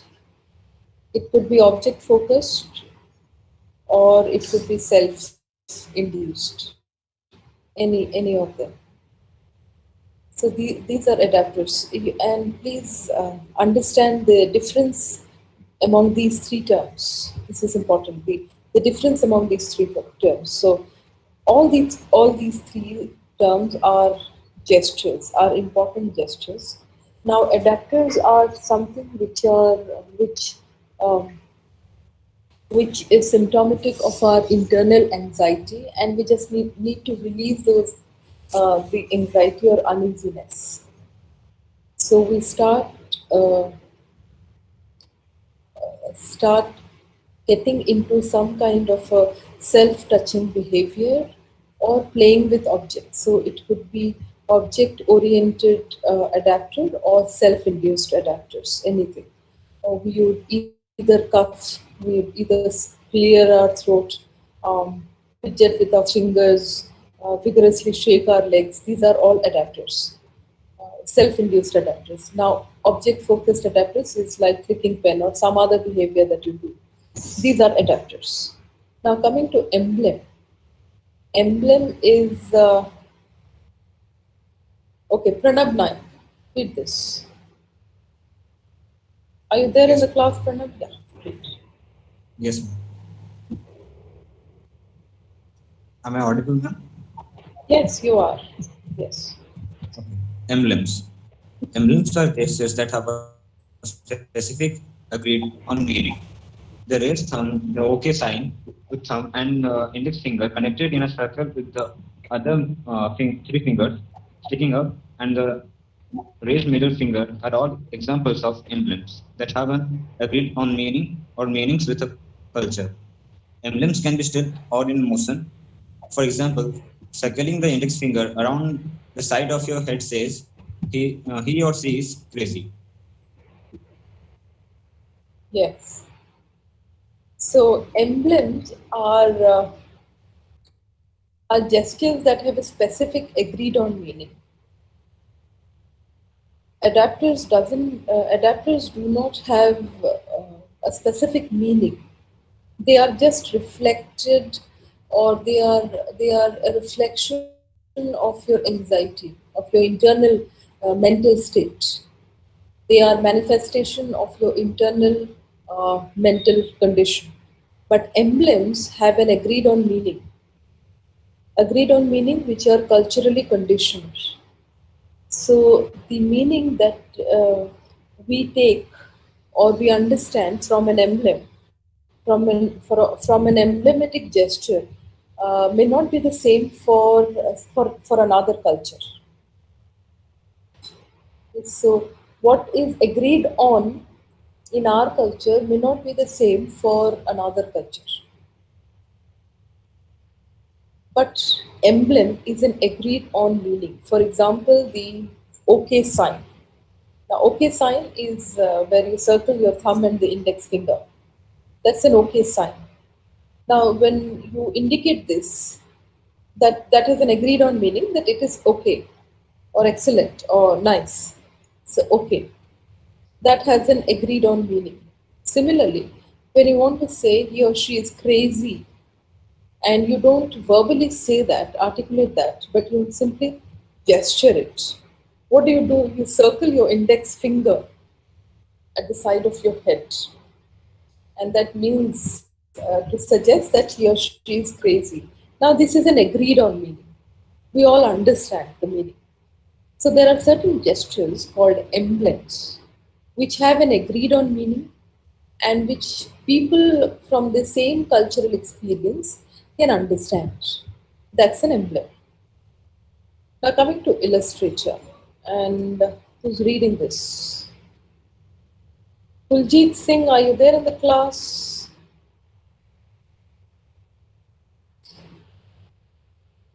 Who's there? Who's ready to, willing to read? Nilesh Ranjan Naik? No one. Good. Uh, Samriddhi?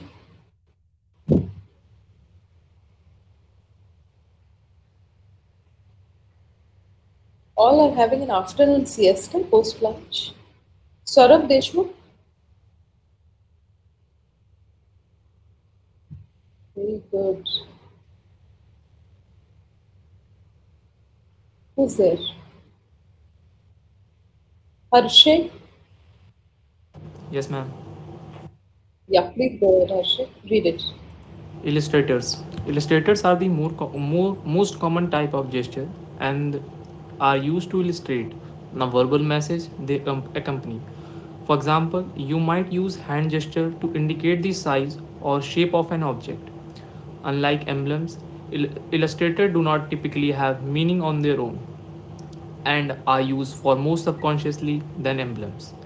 These largely involuntary and seemingly natural gestures flow from us as we speak, but vary in terms of intensity and frequency based on the context, like having an animated conversation over the phone.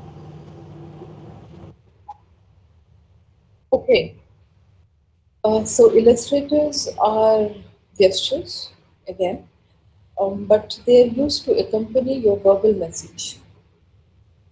But unlike emblems, they don't have a meaning of their own. So they are largely involuntary. You don't have a choice. You don't choose to indicate something. They come out. They are natural. So these gestures are a natural flow as we speak. So as we speak, the hand gestures, the hand movement that we make are illustrators. So they don't have a specific meaning. They may not mean something at all in many cases, but then they come out naturally as we go on to speak. So when we are having a conversation on the phone, we are not able to see the other person, but we're still moving our hands. We- We're having a very animated conversation many times, so our hands are moving constantly. Even if the other person is not able to see, but we still move our hands and gestures. So these gestures are involuntary, they don't have a specific meaning of their own, and they naturally flow as we speak. So these are called illustrators. I'm sure it's clear to all of you. Now, body language. This is nothing much to be explained, but if yeah, so is she there in the class, or is he feeding his dog? He's not there. Harish Chandra, Amru, Ma'am. very good. Kirti, all are having their afternoon siesta. Manish Pradhan, okay, Manish saw. Ma'am, may I read this? Okay, Sibu, go ahead. I'm not The able to locate or identify people who are there in the class listening. Okay, Sibu, yeah. body language. The way you sit, walk, stand, or move communicate your attitude and our feelings. Look straight while walking. Do not look sideways or down or up the ceiling. Do not walk with drop shoulder. Do not slouch.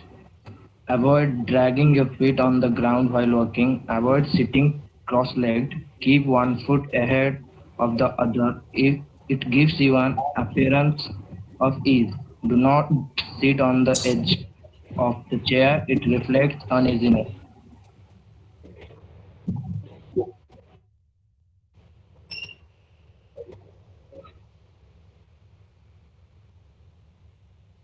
Thank you. Okay, so body language, should not droop your shoulders while walking, do not slouch, don't sit cross-legged, especially when you're among people. This gives a wrong indication, and don't sit on the edge of a chair, or do not lean back completely. Both. Now coming to eye contact. Now, strategically using eye contact is an extremely effective way to communicate your attention and interest. So when you're looking away from someone, or you're looking at your phone when you're talking to someone, it may convey disinterest or disrespect. So uh, look into the eyes of people with whom you talk and maintain an eye contact. Yes, volunteers. Mihika, are you there in the class? Oh, Ishi, I thought you're feeding your dog ripe mangoes. No, ma'am. Okay. No? Yeah, so can you read this?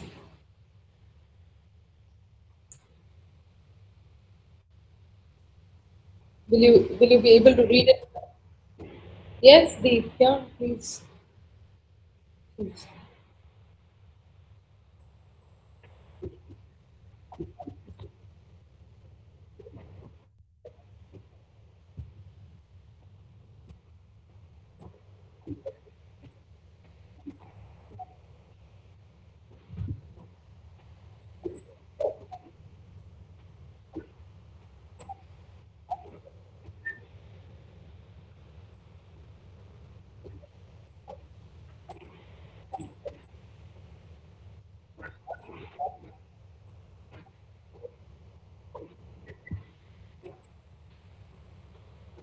Yes, good.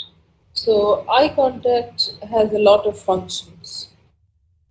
It regulates interaction, monitors it, conveys information, and establishes interpersonal connections. So eyes does a lot of thing in communication. No, it takes in feedback from our audience because eyes bring in the visual information we need to interpret what others are thinking or what they may mean. So it is the eyes which bring in all the visual information that we need. It monitors interaction by taking in uh, feedback like the non-verbal cues, and it also regulates conversation. So eyes convey a lot of things, and having a proper eye contact is extremely important for your business deals, negotiations, presentations, or simply to connect with your audience. Because if you fail to look into the eyes and talk, people think you are either nervous or you are untrustworthy and you lack credibility. So look into the eyes and talk. And when someone is talking to you, look into their eyes. Don't look here and there. Don't look into the phone. So always look into the eyes of the other person and talk. Or if you're listening, also listen. Look into their eyes and listen. So it reflects that it reflects that you're attentive. You respect the other person. Do's and don'ts, and who's reading this now for me? Where are the girls? All relaxing? No girls in the class today? Mihika?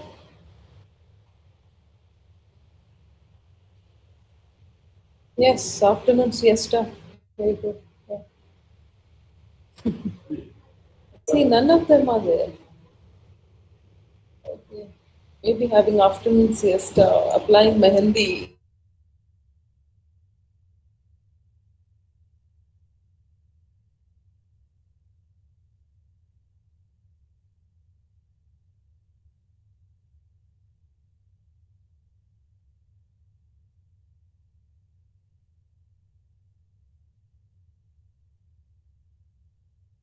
Hi, Swarupa.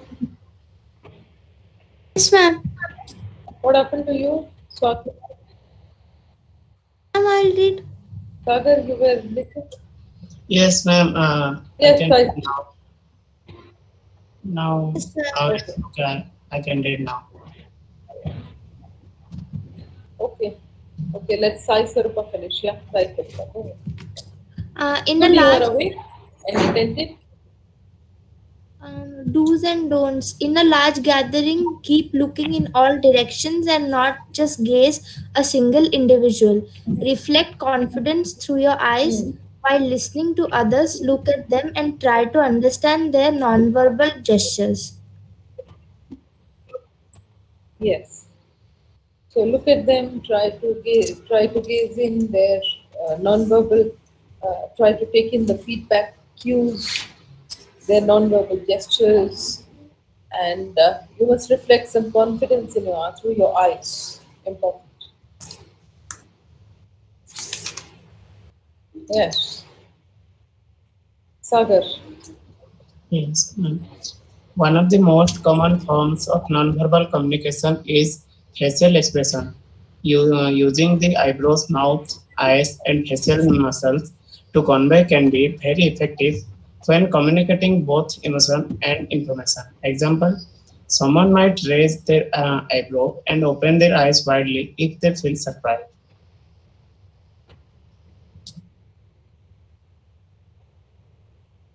Okay. So I don't think you need explanation on this. Smiling. Okay. Who's reading smiling? Ravi Kushwaha, are you there in the class? Ravi? Yes, ma'am.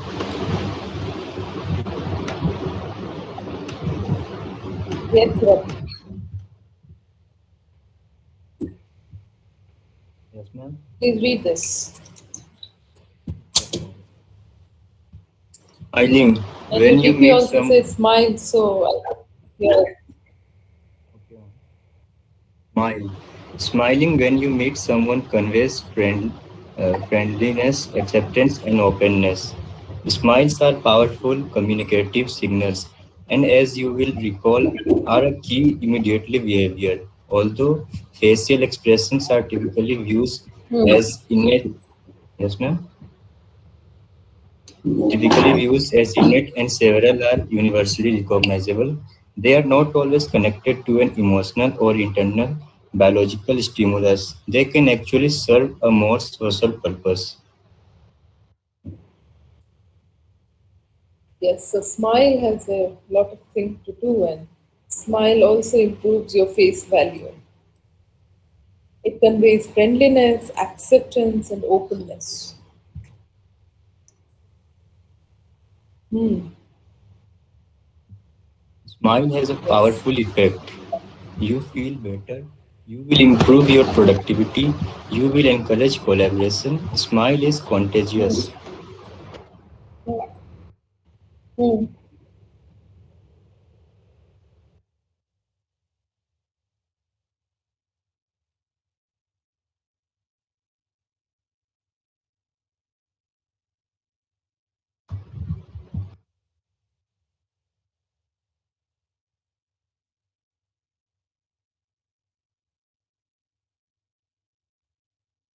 Oh, sorry. Yeah.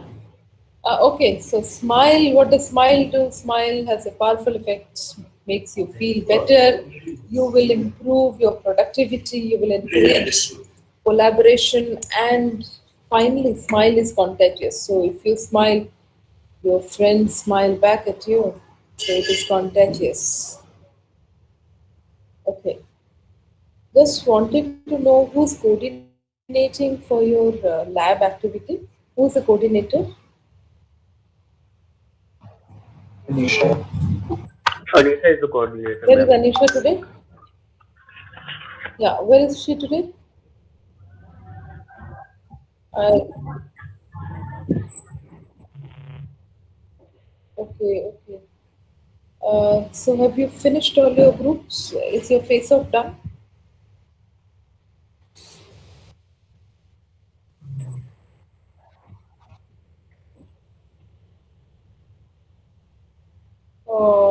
Okay. And are you aware of what you have to do? Uh, okay. Uh, have you started working on the book that I asked you to?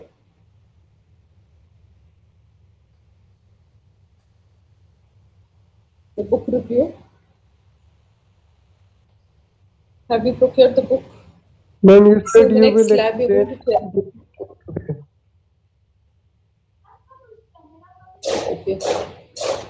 Okay, in the lab, I'll do that. Provided I would like to know the book, the title of the book that you have bought.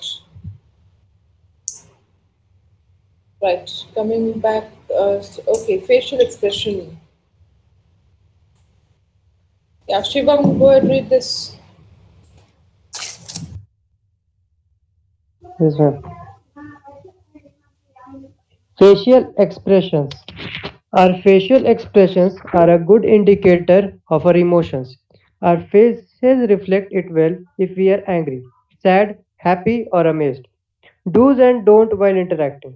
Start with a smile, but don't keep smiling all the time. Don't have a frown. Avoid raising your eyebrows. This suggests lack of trust. Don't purse your lips while speaking. It reflects lack of confidence.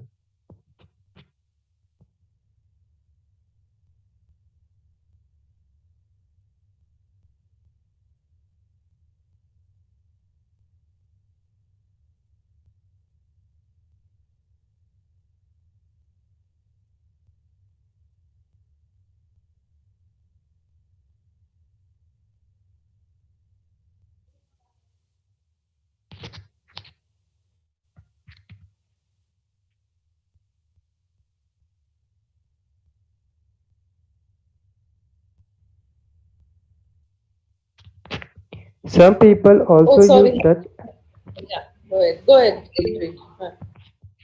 Some people also use touch as a form of communication. Most commonly, it is used to communicate support or comfort. This form of communication should be used sparingly and only when the other party is okay with it. It should never be used to convey anger, frustration, or any other negative emotions. Example, placing your hand on a friend's shoulder may convey affection or support, while placing your hand on an enemy's shoulder may convey anger, frustration, or aggression. So, touch is a very important non-verbal communication, and you must know what's an appropriate or acceptable touch and what's an inappropriate touch. Uh, so, it is used to communicate support or comfort, and when it is used to convey support and comfort, then it's quite all right. But Ma'am, never use touch to convey, yeah, anger, frustration. Yes, Sanatan. can I ask something about the reading journal? I'll tell you everything about that. Uh, Okay. Give me 10 minutes, maybe, uh, or give me 5 minutes. I'll finish touch and then maybe we can Okay. discuss that. Sanatan, is it okay? Yes, ma'am. Yes, ma'am. Thank you, ma'am. Uh, so don't use touch as a mode of communication to convey anger, frustration, or negative emotion. So this could really be a threatening situation. You can use touch to convey support or empathy, like placing your hand on a friend's shoulder,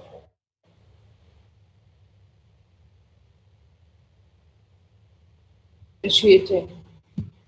This is it. Never do that to convey anger. So touch has the power to comfort someone in a moment of sorrow when words don't help.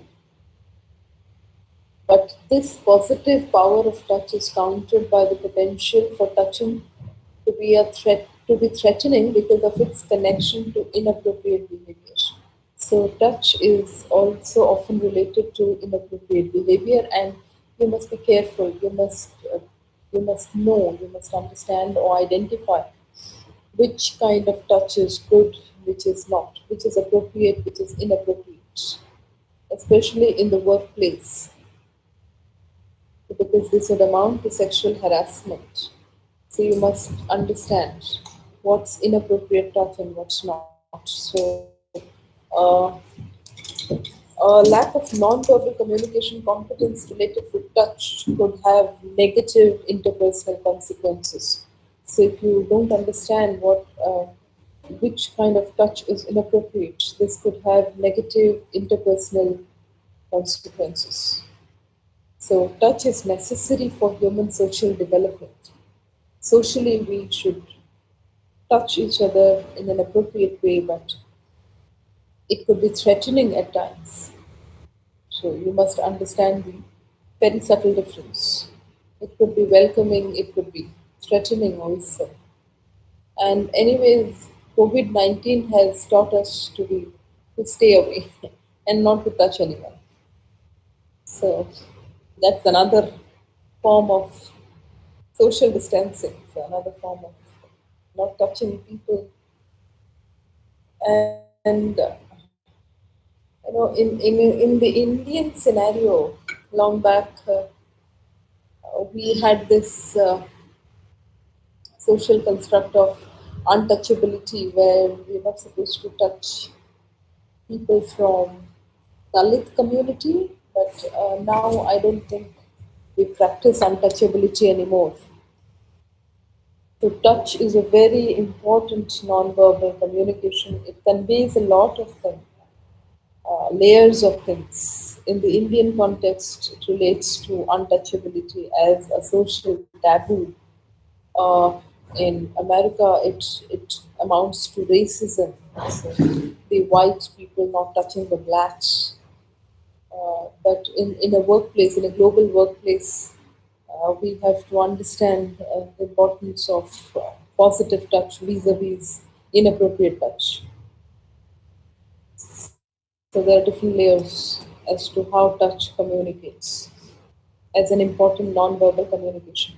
So for social development, it could be welcoming, but otherwise, as a mode of inappropriate behavior, it could be threatening. Now, space. Okay, okay. Go ahead, Sanatan. Ask.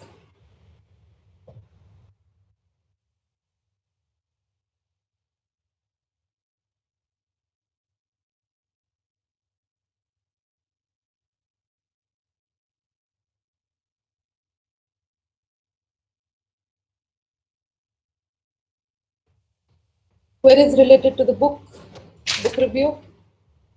Sanatan, ask. Yes, ma'am. What exactly we have to do in the reading journal? I've never done that. I've read books but never done the reading journal. Have you gone through the reading journal, all of you? Yes, ma'am. Yes, ma'am. Now there is an item called the book, the minute tracker. You Yes, have ma'am. something called the minute tracker Yes, on ma'am. the third page. Now every day before bedtime, before going to bed, during the bedtime, read read some few pages of the book. Write it down. So you got to track how many pages have you read every day? How many minutes have you read? That's the minute tracker. So for now, what you have to do is hold a highlighter or a pencil while reading. Read few pages of the book every day and mention that. Enlist that in the minute tracker. That is what you have to do. And go through it. You can either convert it into Word file and edit it in the Word. You can edit it in the Word, or you can get a printout done. You can print it, and write it. So and scan the handwritten copy and send it to me, mail it to me. But initially, Ishi, you don't have to take 1 to 2 months. How big is your book? Ma'am, my book You is of don't take 600 pages. 1 to 2 months. Will you be able to finish it within 30 days? Max is 30 days. Ma'am, but this Can't give you minute more tracker time. has 20 days. No? 21 days. The whole idea behind that minute tracker is to inculcate the habit of reading in you, and that is why 21 days. So it is believed very widely, very popular belief that if you do something for 21 days, it becomes a habit. So the entire idea of having the minute tracker for 21 days is to infuse that habit of reading in you. But if you can finish it before 21 days, no harm. If you take a longer time, then also count it on. Mention that in the minute tracker. Ma'am, if it took more than Uh, ma'am like 30 days, where will I write the rest of the 10 days? Attach a paper, no issue with that. But you Ma'am? must keep a count of it. So the purpose is attach a page, attach another paper to it, Okay, ma'am. attach one paper to it, to the minute tracker. Do that. But preferably, yeah, 31st May, ideally, yes, 1 month time, yeah. 400 pages, divide it, Sagar. If it's an interesting book, maybe you can finish it within 15 days also, no? But don't take it too long. So once you finish it within a month, we can have the review and other items in the first week of June. Okay. And once you go through the reading journal, you get to know there is a column called book review, there's a column called book talk. Uh, so you have to write little things about. You can review the book. I'll tell you the format. I'll give you the format for a book review, maybe in the lab, in the next lab, and Any other queries if you have, please bring it to the lab. I'll clarify that. But right now you have to just fill out the minute tracker and read the book. But please don't exceed for more than a month, more than 30 days. Okay, ma'am. Yes. Ma'am, one more doubt. Yes. Yes, Ma'am, Vaibhav. you denied the fact that we can read our school novels. Yes. Ma'am, Because you've that already read that in school. yes, No, ma'am. why Yes, should you ma'am. read it now? Ma'am, what if that is not in our course?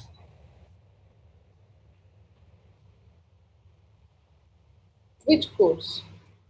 Ma'am, in our I 12th will class, get you. uh, our novel Hmm. was not in our course. It was been rejected from our course. We didn't read that So you Invisible didn't Man read it book. because it was not. Yes, ma'am. None of us read. So all of you are planning to read Invisible Man? No, ma'am. I was No, trying ma'am. for me. All of I you have have rejected Da Vinci Code. Robinson Crusoe? Ma'am, no, ma'am, the Da Vinci Code from Dan Brown. Oh, Da Vinci Code. Okay, okay. Yes. Ah, you can finish that within a week. Da Vinci, Yes, it's such an interesting book, Sanatan. yes, ma'am, I I've tell you, completed two believe chapters. me, finish it within a week. I just couldn't put it down. Da Vinci Code. But don't watch the movie, it's horrible. The Yes, ma'am, book, and the movies the and the movie book is are horrible. always completely different. Not always, but in this case, yes. The movie is horrible. Read the book, but it will not take more than maybe 15 days. Yeah, but very very interesting. I'm sure you will not put down the book once you start reading Da Vinci Yes, Code. ma'am, I've completed two chapters. Okay, since when Jyoti yours is oh good, yeah. Yes, ma'am. Okay, Long Walk to Freedom. Animal Farm. Who's reading Animal Farm? Ankit Adak. Okay, Swamjyoti, go ahead, read that because you have not read it. Ma'am, another query. Ankit, yeah. Ma'am, what Yes, about sir. that PDF one? Which PDF? Ma'am, any PDF you said that you need means we need to read in hard copy. Why that's so? Because you don't strain your eyes. You're doing online classes, you're reading all these things on your laptop, watching movies on laptop, and so just stay away from Okay, ma'am, gadgets. got it. That's my own. And there's a different charm holding book. I Yes, think ma'am. I'm old school. I know I'm old school, but I think reading a book has a different charm.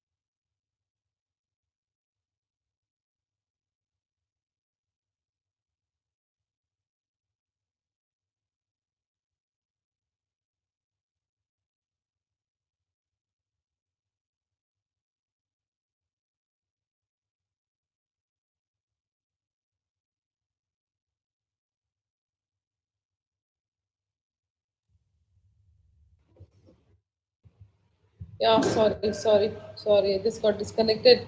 Yes, so any more queries? Yeah, someone is reading Animal Farm, and that's a brilliant idea. Uh, okay, so I would like to know the title of the books in the next lab. Okay, okay. Praveek, yeah, very good. You can judge someone by the title of the book that you read. Shivam Alchemist, you can finish it in one day, so you don't need a minute tracker, or maybe 2 days at best. Okay. But even if you do, mention it in the minute tracker, and all of you, please fill out the minute tracker very honestly, and you must finish it within 1 month. Even if the date is 21, you can 10 minus 10 plus or minus 10. It's okay. Ma'am, minute tracker we have to write till how when did we started and when did we ended the book in one day. Yeah, it's there, no, in minute tracker. Date, number of pages, and how many minutes you read the book, all that, every day. So I'll be seeing that also.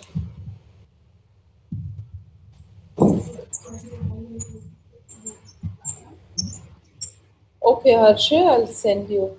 I'll check. I'll check my WhatsApp. Oh, the power of it. Oh, good. Okay, right. So, yeah. Please text it in the lab. So when we get across a lab, I would like to know the name of the books. So please do that. Please text me in the lab the name of the book. And Harshi, I'm going to check my WhatsApp. By the way, I just wanted to know who's your CR. I mean, who's the one person who can be contacted to and who has all the information about your friends, your classmate, about the class. Who's uh, who's the point of contact in your class? Is it Anisha? Yeah. Uh, but I, okay, but you can self-appoint one of yourself who can become the point of contact. Yeah, just discuss in your group, in your WhatsApp group, as to who can be the point of contact, who I can contact in case of any need, uh, and who can coordinate among yourself. Just let me know in the next class, maybe. Yeah. So you can nominate one of yourself. Yeah. Okay. Thank you. Thank you all. Take care.